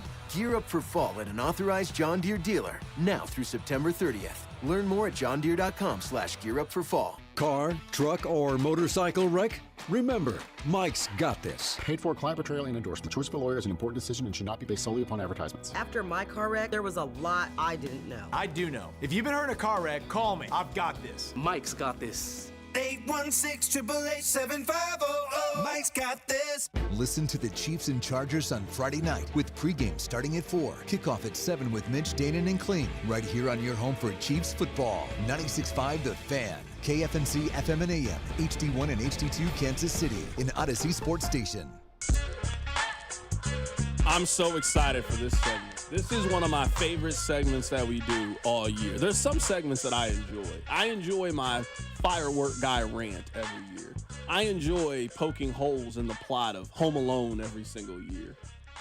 But sitting here with Sean Barber and going through our NFL predictions, it's one of my favorite things that we do. So I have every team that I think is going to make the postseason. Rob has every team that he thinks is going to make the postseason. And so does Sean Barber. We go ring around the rosy, and we give you our playoff teams. One second. I thought that we disqualified Rob because his picks last year were so bad. No, Rob, you know what? Rob was early on the Lions, and you mocked him for liking the Lions, and 2 years ago he was right on the line. So Rob's part of the team. That's what we go? So yeah, he was right. One team? A couple years ago, I picked the Rams to win the Super Bowl, and you laughed at me. You remember that? Yeah, I did. Okay, and to make it sure. You remember when we drafted Patrick Mahomes, and I told you that we were going to average right. 35 points a game? All right, everybody gets things right from time to time. Well, how right was that? You were very right. Really? You picked Patrick Mahomes. Thank you. Bullseye. All right, this is what we're going to do. We're going to go down the line. You want to start in the AFC or the NFC? Where do you want to start? You want to start in AFC? Start home, man. This is all right. AFC. Chiefs Rob, Kingdom, baby. Hit the music. I have the Buffalo Bills as the 1 seed in the AFC. Boo. This is why. Buffalo has both Baltimore and Kansas City at home. Buffalo plays in the easier division of those 3 teams. I think they have the inside track. They're just going to be in a position where they can gobble up wins this year. They only have 1 game outside of the Eastern time zone this year. 1. From now until January, they leave the Eastern time zone 1 time. I'm sorry, their schedule, it is so conducive to them being the 1 seed. I got to take Buffalo to be the 1 seed. You can get that at plus 250. I think it's one of the better bets you can make this year. So I have them as the 1 seed in the AFC. So you can't be starting this plus 250 and all that, because then it starts to start looking like we're doing. Okay, my bad. I apologize. I'm sorry. I forgot the rules. Don't do that. Please don't take the Bills plus 250. Wink, wink. But I have them being the 1 seed in the AFC. The Bills. Man, listen, in between segments, I got to listen to your FanDuel, and I got to listen to the ED, erectile dysfunction. The only thing I like about between the segments is I get to listen to Creed Humphrey, Chris Jones, Trent McDuffie, and George Karlaftis, and listen to them talk about the Odyssey station in a positive way. We thank all the sponsors on this show. Thank all the sponsors. See, you don't mind when I give the right shout-outs. But when I give the personal ones, shout out to Deacon Barber, varsity football for Blue Valley Tigers. We're going to take down Blue Valley Southwest tomorrow night. All right. During the Chiefs game. We only have 20 minutes to get through these 14 teams. My first team, my number 1 pick, we already know. The 1 seed is your Kansas City Chiefs. Of course. What you mean? I told you I got red lenses on. No, I mean, I'm not mad at you picking the Chiefs to be the 1 seed. They're not a bad pick. I think I've picked them every year for the last 7 years, so I'm consistent. I mean, I have them as the 2 seed, so it's not like we're that far off. And I got Buffalo as my 2 seed. So okay, yeah, no, we're in the same boat. Rob, who do you have as the 1 seed, 2 seed, and then we'll just move to the 3? Who do you have? I have Chiefs as the 1, Ravens as the 2. His Ravens. See, the reason I put the Ravens at 3 is because the Ravens have to go on the road to Buffalo and Kansas City, and they play in a very tough division. So I actually think they are the least favorite. I've got to agree, because I got the Ravens at the 3 seed too. Yeah. So we can go ahead and fast forward to Rob, his 3 seed. Bills, yeah. Okay, you guys so have the Ravens at 3. 1, 2, and 3. We kind of feel How many each other's wins vibe. do you have Buffalo having with their schedule for them to be the 3 seed? 12-5. Oh, wow. What? You got 5 losses for Buffalo with that schedule? Oh, my goodness. Okay, all right. Yeah, I don't know what. What do you have as the 4 seed? Do you guys both have Houston? I don't have Houston. I don't have Houston either. The Texans, baby. Texans. Come on, D'Amico Ryans, that's my guy. Yes, I'm saying basically any team you played for is making the playoffs. Okay.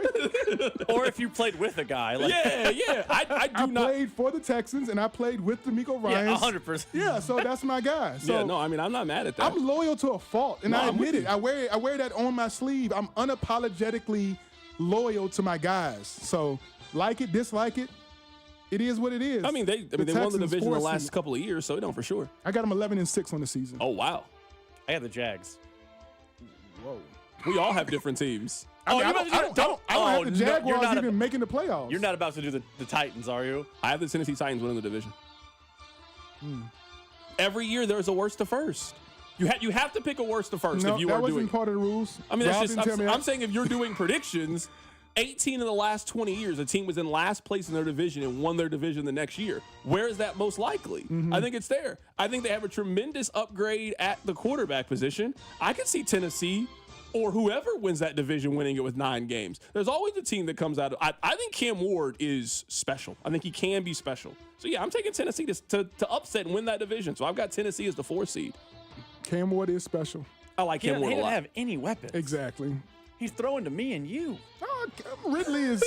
I saw Ridley on the highlight. Because Ridley did this little 2-step with his hips and it took off on a vertical, and I was like, that was jive cool. But it was just an. Yeah, he IG. went fast because he had FanDuel under that day. See, no, that was out of pocket. Calvin Ridley got suspended for gambling. That's a thing that happened in the NFL. It sound like Barber about to be suspended too. You about to get that knock from Brett Veach. You about to come knock at the door. See, Rob, that was him. He did that. I didn't support that. No, the problem that the fans don't realize is when I negotiated me coming on, I was like, you know what? Do I have some trade? Am I gonna get paid? No, I didn't get no trade for you. And y'all said, you know what? GP, general purposes. We go back long enough. I'll come in pro bono. The only thing I ask is you don't ask about player evaluation. because obviously I know all about the Chiefs. And you don't ask me anything to do with any kind of gambling sites and everything. Yeah. I didn't ask you. I didn't ask a question. Oh, well, I don't want it mentioned. I would like for this segment to go with no mentions of any odds and bets and anything like FanDuel or with any other underdogs and whatever you got going on. I won't mention it again at plus 250 for the wild card teams. I think it's gonna be. Just give us your 5, 6, and 7. Come on. I actually really like Denver. I think Denver's going to be the 5 seed. I have the Chargers as a 6 seed, just coaching quarterback. I still think that, like, if I'm going coach and quarterback combination in the AFC, I think they're near the top. And the 7 seed, I have the New England Patriots. I have the Patriots making the playoffs this year. Bro, you are way off. You're like, you got a division winner in the South off, and your wild cards are off.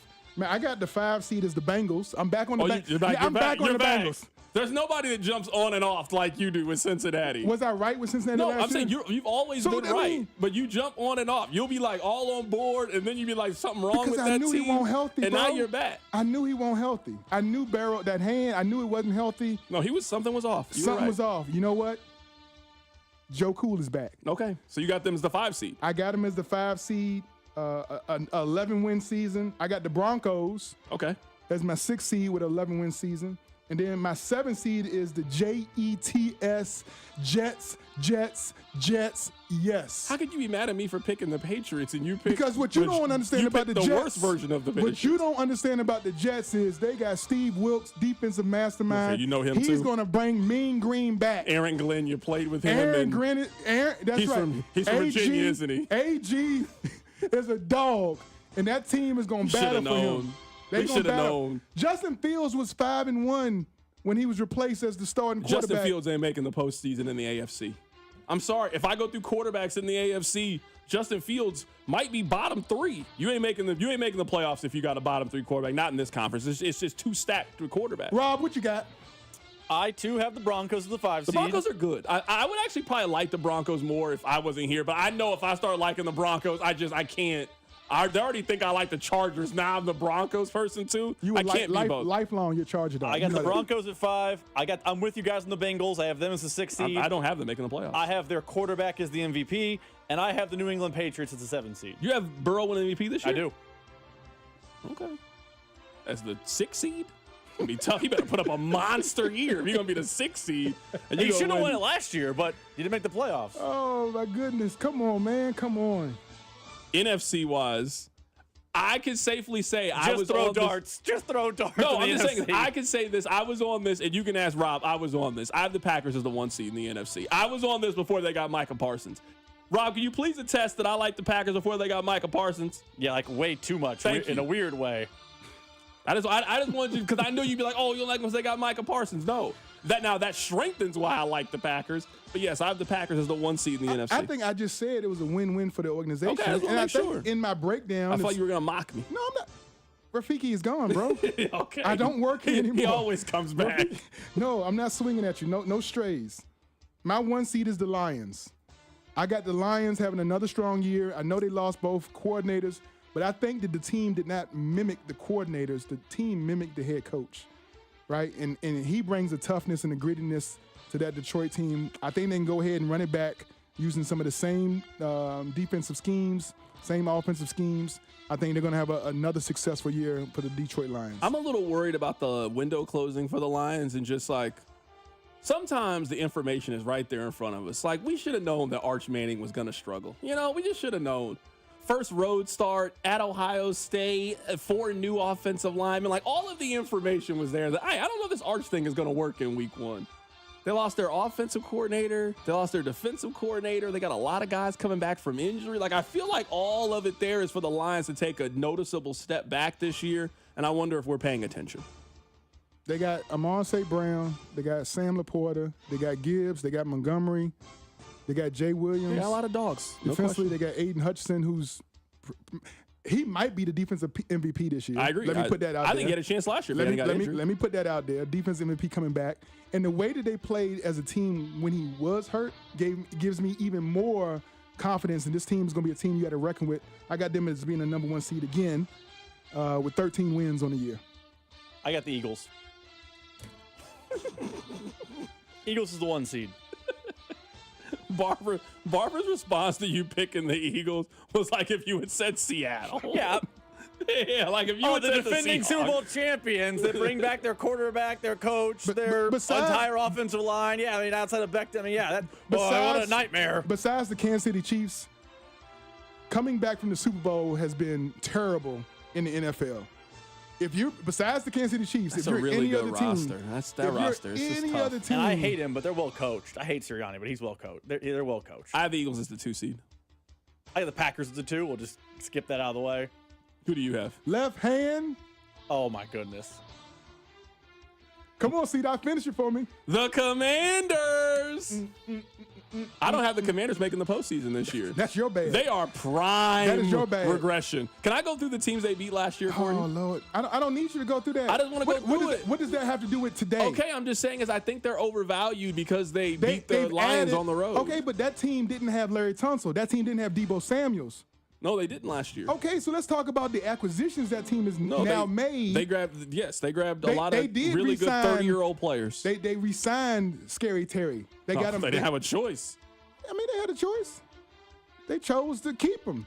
Can I read to you the teams they beat last year? Man, this is your show. Okay, I just want to go through. These were their wins last year. Giants, Bengals, Cardinals, Browns, Panthers, Bears, Giants, Titans, Saints. I mean, they just beat up a who's who. How come you didn't mention 10? the postseason wins? No, that's what I'm saying. We feel this way about them because they beat the Lions. And they handled a wounded Lions team. They handled them. A wounded Lions team.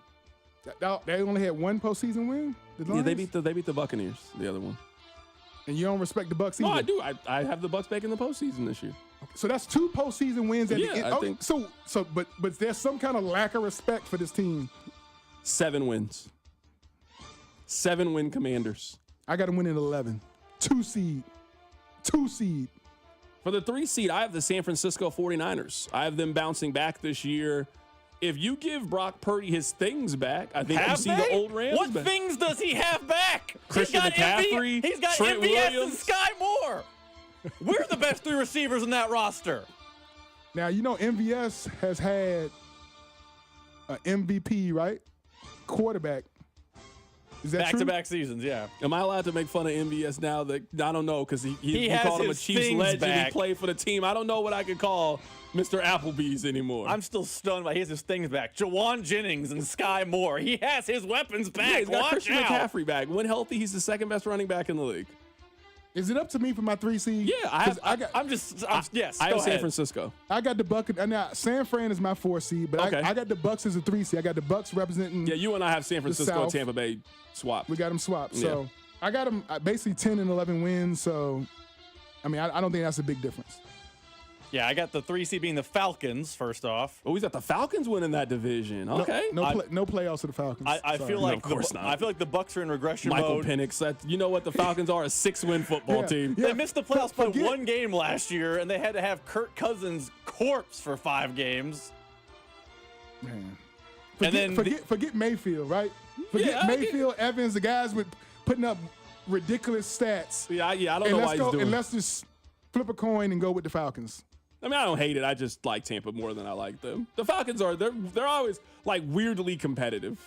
But you know what? The Falcons will lose the division because they'll lose to the Bucs on a last-second field goal, and that's how they get eliminated. That doesn't get you into the playoffs. No, I'm on your side. I mean, I didn't pick Atlanta. Don't look at me like that. And then I have the 4 seed being the Rams, and I hate it. But that division stinks. I got a backiotomy. I got the Rams as the 5 seed. Backiotomy. I got the Rams as the 5 seed. Do y'all understand? We just talked about Father Time being undefeated. Father Time is I don't feel great about it. He's not knocking on the I hate door. it. I literally said I hate it. I don't feel good about it. He has entered the house sitting on the couch. He got his feet on the couch. He's living. It's not good. Written. I'm not gonna lie to you. Man. It's not great. I'm not here to lie to you. I don't think it's great. Y'all got all this McVay-ism. I have them as the 5 seed. Who y'all got some mad faith in Sean McVay. No, that's okay. I mean, I don't disagree with you. My 5 seed is the Vikes. If you break down there you go. Me and Barbara back on the same page. I got the Vikings as the 5 seed. Let's go. Vikings. You know what the Vikings have? The Vikings have the most aggressive defensive play caller in all of football. The Vikings have 8 wins and I believe in the pressure Justin Jefferson package. trade request coming. pressure package. Justin Jefferson sideline curses out rookie quarterback meltdown in their future. TJ Hawkinson, top 5 tight end. I do like him. Jefferson, top 2 wide receiver. I think he's the best receiver. And if you added Mason, a downhill running back, man, if you can keep that ball, keep him out of 3rd and longs and forcing the quarterback McCarthy for not having to like put all the pressure on his back and just, hey man, let's go out there and just manage the game. And if we need you to make a throw, throw it to JJ. Super Michigan, basically. What you're describing. Exactly. Super Michigan. Which they won a national championship. They did. I mean, so it's not like it's like it's something he can't do. And Minnesota, I mean, if we're being honest, I wasn't writing that team down on my paper. I mean, they were almost the number 1 seed with. Yeah, they were. Sam McDonald, right? Yeah, I mean, I just think also extremely well coached. Yeah, extremely well. Kevin O'Connell is really good at this. Maybe, I mean, definitely in the NFC, the best play caller over Sean McVay. I didn't even consider them down as a playoff team. They weren't even in my. They didn't even. I didn't even cross their name off when I watch wrote this. them down. He's got to say the Bears. I do not have the Bears. I have the 6th seed as the Lions, and you know what? I'm going to give you another surprise team making the postseason. The Carolina Panthers. The Carolina Panthers as a surprise team making the postseason. I think that Bryce Young started to figure some stuff out at the end of the season. I really do. You should have told me you was going to bring me on here and waste my time. I thought we was having a serious conversation about. I'm having a serious conversation. No, highly intelligent folks talking about football. I mean, look at their schedule. Talking about playoff. Can I give you Carolina's schedule early on in the season? Do they play NFL teams? Yes, they play. So unless you're going to tell me some mid-level college teams on that schedule. Can I read to you their first 5-6 games? Yes. Jacksonville, Arizona, Atlanta, New England, Miami, Dallas, the Jets. Like we can just start racking up 4-3. You're in it in the NFC. You're in it as a 9-win team. You just named put me down for Carolina. They will not win 2 of those games. You listed 5 or 6 teams. They will not win 2 of the. They're lucky to win. If they start off, I can't say what I want to say because you'll get mad at me. Yes, don't do that. Okay, I was just saying I can't say what I want to say, Mr. Chick-fil-A. I wish I could say it. Yeah, you can't talk. But I can't say it. Not anymore. I'm thinking it, but I can't say it. Not anymore. Rob, okay. Who do you have? Yeah, because you want to know why you guys are mad at me is because I watch the NFL and I know the teams come out of nowhere. Well, okay, last year, the Commanders, you guys would have. If I told you guys the Commanders were going to the NFC Championship game and San Francisco was missing the postseason, you would have done the same drop the pin routine, and I would have been right. Nope. So you're telling me that you believe that the Commanders are a worse team this year than the Carolina Panthers? I think that's how football works. I think every year that just teams come out of nowhere. That last year, a team that had the number 2 overall pick finished with a better record than the team that was the runner-up in the Super Bowl. Yes, I think that I just saw that happen. All right. So it can happen again. Who did the Commanders lose from that NFC Championship team? They're not going to get a Hail Mary to save them this year against a 5-win Bears team. Well, just tell that me they beat 16-14. C-Dot, on their roster, who did they lose? Brian Robinson Jr., workhorse back. You asked me to name who they lost. They lost them. And that goes from being NFC Championship game to not making the playoffs. That's who I have on my team. I have them missing the playoffs, outright missing the postseason. I think they win 7 games. My second half of that question is, who did the Panthers add to make them a playoff team? Like they got maybe the best college receiver last year in Ted McMillan. This is not college, bro. I'm telling you, like, you need to stop with this college stuff. Also, wasn't Travis Hunter the best college receiver? I don't think he was the best receiver. He might have been the best, like, all-around. He could do a little bit of everything. But Ted McMillan was a dog. Jeremiah Smith was a better receiver last year in college. He went eligible for the draft. He don't count for this conversation. Let me ask you this. Was Luther Burden? No, not last year. Oh! Not last year. Hey, you ain't loyal to nobody. He wasn't one of the best receivers last year. That's why he went 41st overall last season. Loyal, if he was, he would have been a top 10 pick. You're not loyal to anybody. Too much emos. Man, you need to me emo. Get that MIZ tattoo removed off your chest. You're gonna lose your brand. You're gonna be out on the streets and they're gonna tear that brand off your back. So those are my teams. I have in the AFC Buffalo, Kansas City, Baltimore, Tennessee, Denver, the Chargers, and the Patriots. In the NFC, Green Bay, Philadelphia, San Francisco, Tampa Bay, my wild card teams. The Rams, the Lions, and the Carolina Panthers. If you want a recap of some picks that matters, I got the Chiefs, the Bills, the Ravens, the Texans, followed by the Bengals, Broncos, and Jets. And in the NFC, I got the Lions, Commanders, Bucks, 49ers, followed up by the Vikings, Eagles, and the Packers. That is the picks you need to remember Take that to the bank. You got like one new playoff team this year. One. You can't. You gotta take. No, I don't. That's not. No, I don't. Okay. Yeah, you have Cincinnati's the only new team in the whole NFL that makes the playoffs. They didn't make it last year. Them in San Francisco. Barbershop. I love arguing with you about our playoff predictions. I really do. It's one of my favorite segments of the year. Are we cheering for the Cowboys, Eagles? Do we care who wins tonight? You see, I got the Jets at 7, so you don't. Okay, my bad. You do have the Jets. My bad. I apologize. We got to get out of here. It's The Drive. Let's go, Eagles. The Drive with Carrington Harrison on your home for Kansas City sports. 96.5 The Fan. Brought to you by DM Injury Law. Have you or a loved one been in a car wreck? Contact DM Injury Law today and get the money you deserve. Car wreck? Remember, Mike's got this. Nationwide is so much more than a great insurance company. They're one of America's largest financial services companies. Like how I'm more than just Peyton Manning. I'm also motivating Manning. When I say insurance, you say financial services. Insurance. Financial services. Insurance. Financial services. Now when I say nationwide, you say is both. Nationwide. Is both. Nationwide. Is both. For your insurance and financial needs, Nationwide is on your side. Nationwide Investment Services Corporation, member FINRA, Columbus, Ohio. Your home is more than just another listing. It's your life's work. Dawn and the Sharp Homes team treat every property as their own, employing innovative marketing strategies and providing personal attention that transforms for sale signs into sold celebrations. The Sharp Homes team can also give you options. Do you want to skip the showings and open houses and go straight to sold? Then contact the only agent I would trust to sell my home. Dawn Sharp and the Sharp Homes team, brokered by Epic Realty. Google Sharp Homes Team. That's Sharp Homes Team today. Missouri, get ready. The wait is almost over. DraftKings Sportsbook, America's top-rated sportsbook